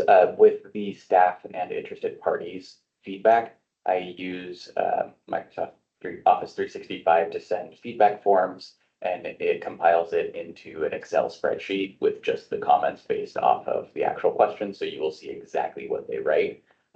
When it comes to Gov's office, I usually ask them to send an email to follow up the phone conversation that I have with them on that. So that's what we got last time, were all the comments. Yeah. And then I think that if we asked for the comments from the previous staff questionnaire, we could probably get that. I can check with our executive director. If you're still wishing to see those. I just, again, throwing it out there now while it's early, I want to make sure we have things that are not summarized. But I do remember the comments on that document. And I'm just very interested in seeing the typed as it is, get comments, even if it is just a little blips, blurbs, notes, thoughts. I just want to know where those thoughts are kind of intending. So, Board Member Joyce, yeah, and I do remember the comments being extremely helpful and helped to shape my opinion on the final interview as far as the staff comments. I remember some of the comments were very detailed, and I took them seriously and considered them. Otherwise, if I would not have seen them, I might have chosen differently. They were substantive and they had quality to them.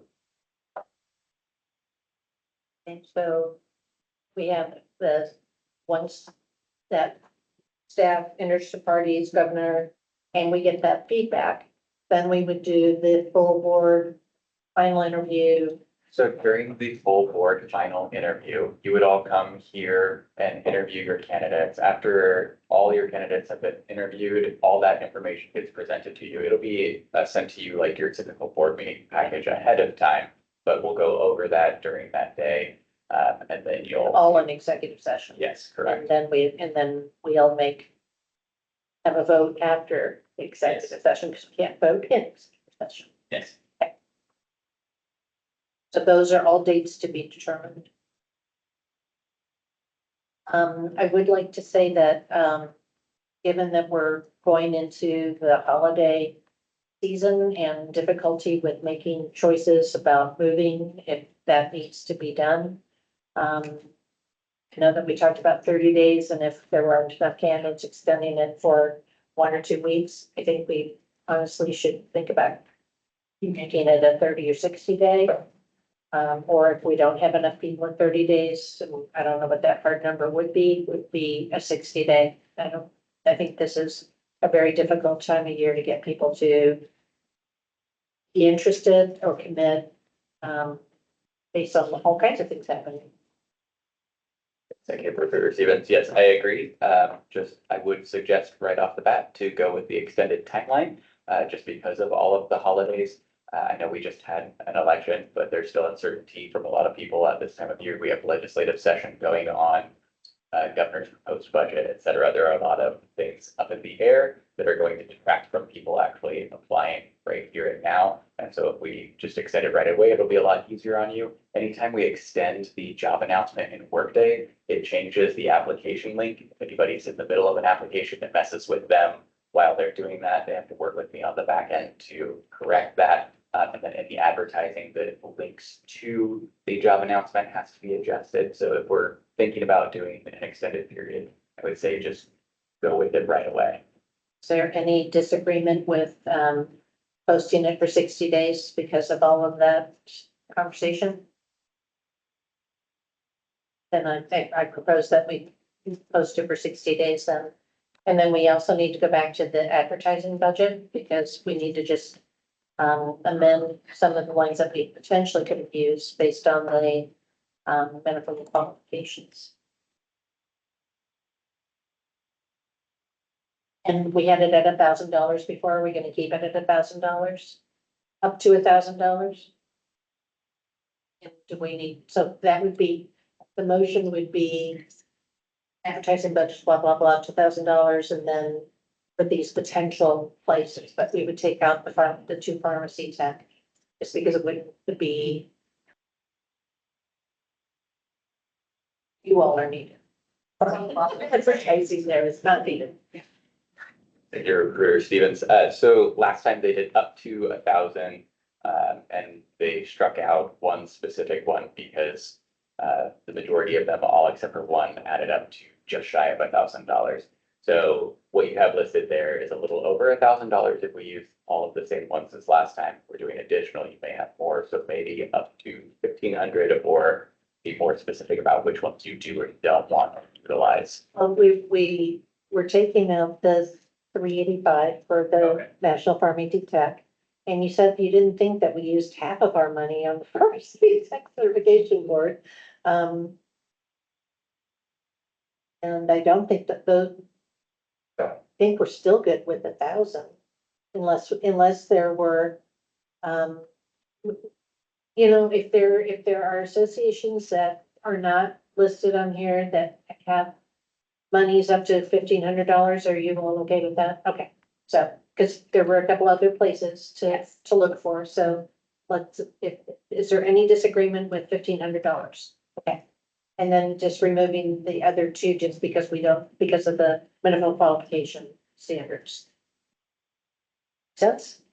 Okay. So I don't want to rush anybody. Maybe open it for public comment. Yes. Yes.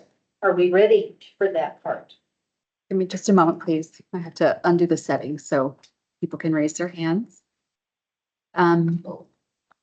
Executive Recruiter Stevens, one other thing was specific job posting date. When do you want the announcement to go live? After we've got all this approved and ready to go, when is your hopeful candidate going to apply?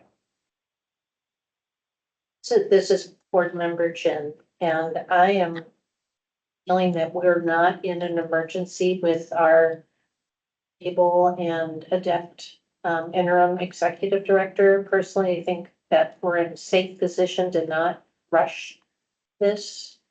If we're looking at a 60-day window and we're looking at the holidays, I'm gonna propose December 1st, rather than trying to get it out before Thanksgiving.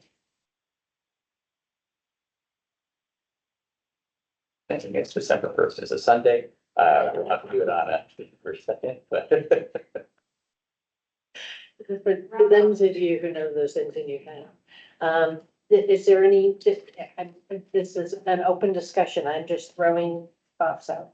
So, Board Member Joyce, I mean, it is gonna be the holiday season, so I don't know how much, focus people are gonna have during that time of year. So I was thinking, Not to mention us having to do all of the work to review all of that right, during the Right. holiday season. I mean, I was actually thinking more January, first week, January. But I would be absolutely comfortable with January 1st, knowing that I truly do feel we're not in an emergency. yeah, and that's exactly why, so I'm thinking more like, January 10 or 7 or something to that effect. Remember, you're doing 60 days, so Remember, December 1st, you got 60 days. Yeah. Board Member Kirkbride, I would like to see a December 2nd with 60 days. That gives candidates the whole month of December and the whole month of January, which shouldn't have as much. There are holidays in January, but not as many. And I think that helps move us along. My fear is if we wait until the new year, then we're really extending out, towards summer by the time we finish the process. Not that it's an emergency, but I would like to move it forward a little faster than that. So I would say December would be my vote. any other comments? So, let's go with December 1st. December 2nd. Second, that's with me. Board Member Beaman, you get to go first this time. You want the 2nd of December or January? For this one, even the 2nd of December is preferred, and I think 60 days is the start date. Okay, yeah. Neither? Remember Benito, I second. We're not. Oh, then I concur. Okay, guys, Member Joyce agrees. December 2nd, Jen is December 2nd, Paul, December 2nd. Greg. Okay. Oh, Kroger. I hear thumbs up. We have to say, okay, so we're set on posting December 2nd, 60 days. Okay. Anything else that we need to decide on before we open it up for public comment? Right, you ready? Yes, Staff Member Melvin, could you please read the statement on the bottom of? Yeah. He will now take public comment on the standards, criteria, and the policy directives for the executive director recruitment. So I should mention, Staff Member Melvin, there are no public people in the conference room, so this would just be for the folks on the virtual call. Please just use the raise the hand feature, and President Chin will call on you.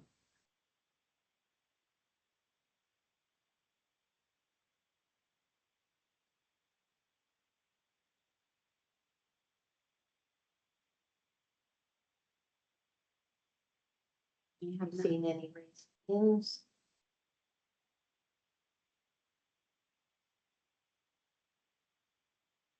Going once.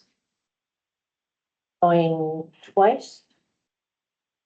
And sold to no public comment. I think that means we did a good job, folks. Then we'll go back to, if we're ready, we'll go back to making these motions related to the executive director recruitment. Want me to kind of, Let me, if you, yes, I do. okay. Yes, things are important. Comes in my ear. I don't have it. No, sure, Chair. But there's chips.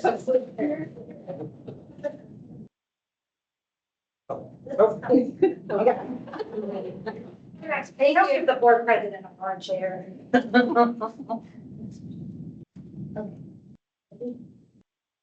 You want a motion on the license pharmacy first? Yeah, Is there a motion to, that the Is there a motion that the ED be a licensed pharmacist? So move board member Beeman. Second board member Pinetto. Okay, board member Chin, yes. Board vice president Joyce, Nope. board member Beeman, Yes. board member Hall, Yes. board member Kirkbride, Yes. board member Kroger, No. board member, Patel isn't here, Helen is here. Pinedo,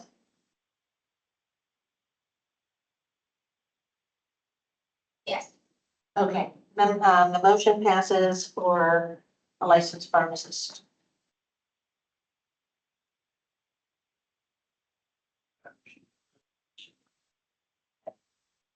Is there a motion to approve the position description as edited? Board member Kirkbride, so moved. Second board member Beeman. Board President Chin, yes. Board Vice President Joyce, Yes. Board Member Beeman, Yes. Board Member Hall, Yes. Board Member Kirkbride, Yes. Board Member Kroger, Yes. Board Member Pinedo. Yes. Motion passes with Patel and Hammond.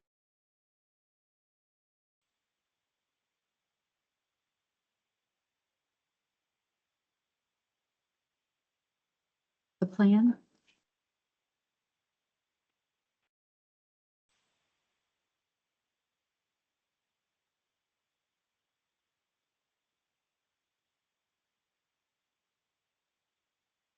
General procedures for hiring executive director. So moves Vice President Joyce. Second board member Hall. Board Member Chin, yes. Board Member Joyce, Yes. Board Member Beeman. Yes. Board Member Hall, Yes. Board Member Kirkbride. Yes. Board Member Kroger. Yes. Board Member Pinedo. Yes. Motion passes with board members Simmons and Patel absent. Is there a motion to approve the recruitment plan as amended, as amended? So move Vice President Joyce. Second board member Pinetto. Board Member Chin, yes. Board Member Joyce, Yes. Board Member Beeman. Yes. Board Member Hall. Yes. Board Member Kirkbride. Yes. Board Member Kroger. Yes. Board Member Pinedo. Yes. Motion passes with board members Patel and Hemmons absent. motion to approve? Is there a motion to approve the posting of the amended blah blah Announcement. announcement, the announcement as amended? So move board member Kroger. Second board member Beeman. Board Member Chin, yes. Board Member Joy. Board Member Beeman. Yes. Board Member Hall. Yes. Board Member Kirkbride. Yes. Board Member Kroger. Yes. Board Member Pinedo. Yes. Board members, motion passes with board members Hemmons and Patel absent. Then on option one, is there a motion to delegate authority to Kat to work with DAS on the application review? So moved board member Kroger. Second board member Beeman. Board member Chin, yes. Board Member Joyce, yes. Board member Beeman, yes. Member Hall, yes. Board member Kirkbride, yes. And if, Board Member Kroger. Yes. Board Member Pinedo. Yes. you didn't vote. I did both. Okay. And then is there a motion? The motion passes with board members Hemmons and Hall being, Hemmons and Patel being absent. Heather. Is there a motion to appoint the subcommittee? So moved board member Beeman. Second Board Member Joyce.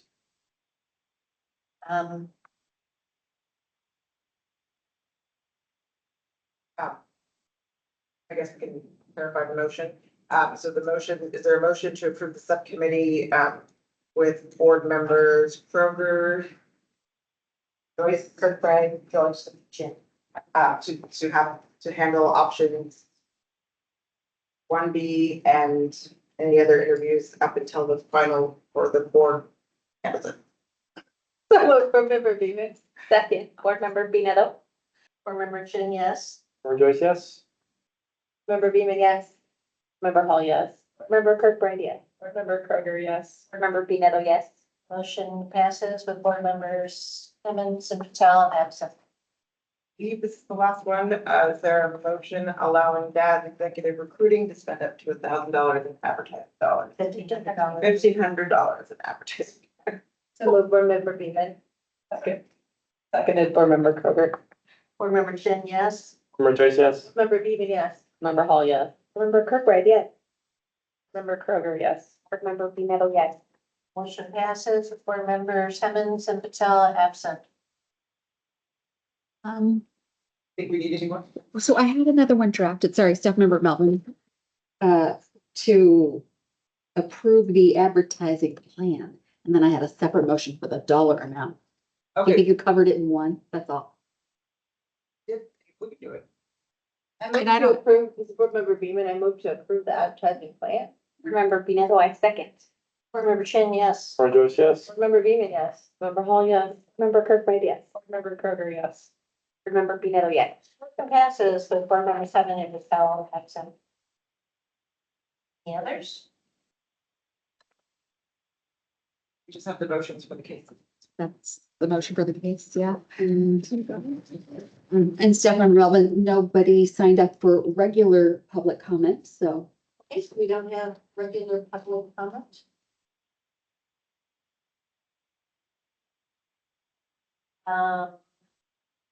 So who's gonna read the motion? He's gonna read. Well, you're gonna, so could you read what's on page 19 at the top?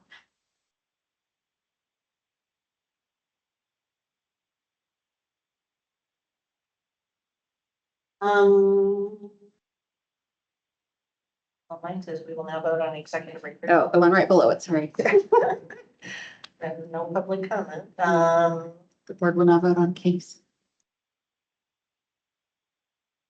The board will now vote on a case including proposed disciplinary actions against licensees, registrants with staff member FMO. Staff member Ephraimov, case 2023-0646. Is there a motion to grant manufacturer drug outlet registrations and impose a $10,000 civil penalty per violation for 3 violations? Move board member Kirkbride. Second, board member Bineto. Board member Chin, yes. Member Joyce, yes. Member Beeman, yes. Board member Hall, yes. Member Kirkbride, yes. Board member Kroger, yes. Board member Bineto, yes. Motion carries with board members Emmons and Patel absent.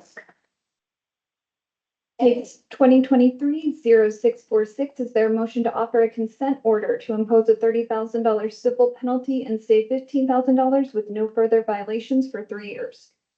So moved, board member Kroger. Second, board member Beeman. Board member Chin, yes. Member Joyce, no. Member Beeman, yes. Member Hall, yes. Member Kirkbride, yes. Board member Kroger, yes. Board member Bineto, yes. Motion carries with board Vice President Joyce no and board members Emmons and Patel absent. Thank you. So we have no public comment and any other business? 4 minutes. Oh my goodness gracious, is there a motion to move to adjourn the meeting at 4:26 p.m.? So move, board member Beeman. Seconded, board member Joyce. Jen, yes. Member Joyce, yes. Member Beeman, yes. Member Hall, yes. Member Kirkbride, yes. Board member Kroger, yes. Board member Bineto, yes. The motion carries. We are now adjourned with board members Cummins and Patel absent. And great job, everybody, for going from strategic plan to, to executive, director, to back thingy to this, and then, wow. And Thank you to our chair. I think we'd make it. You know I'm not a fan. Thanks, everyone online. Bye.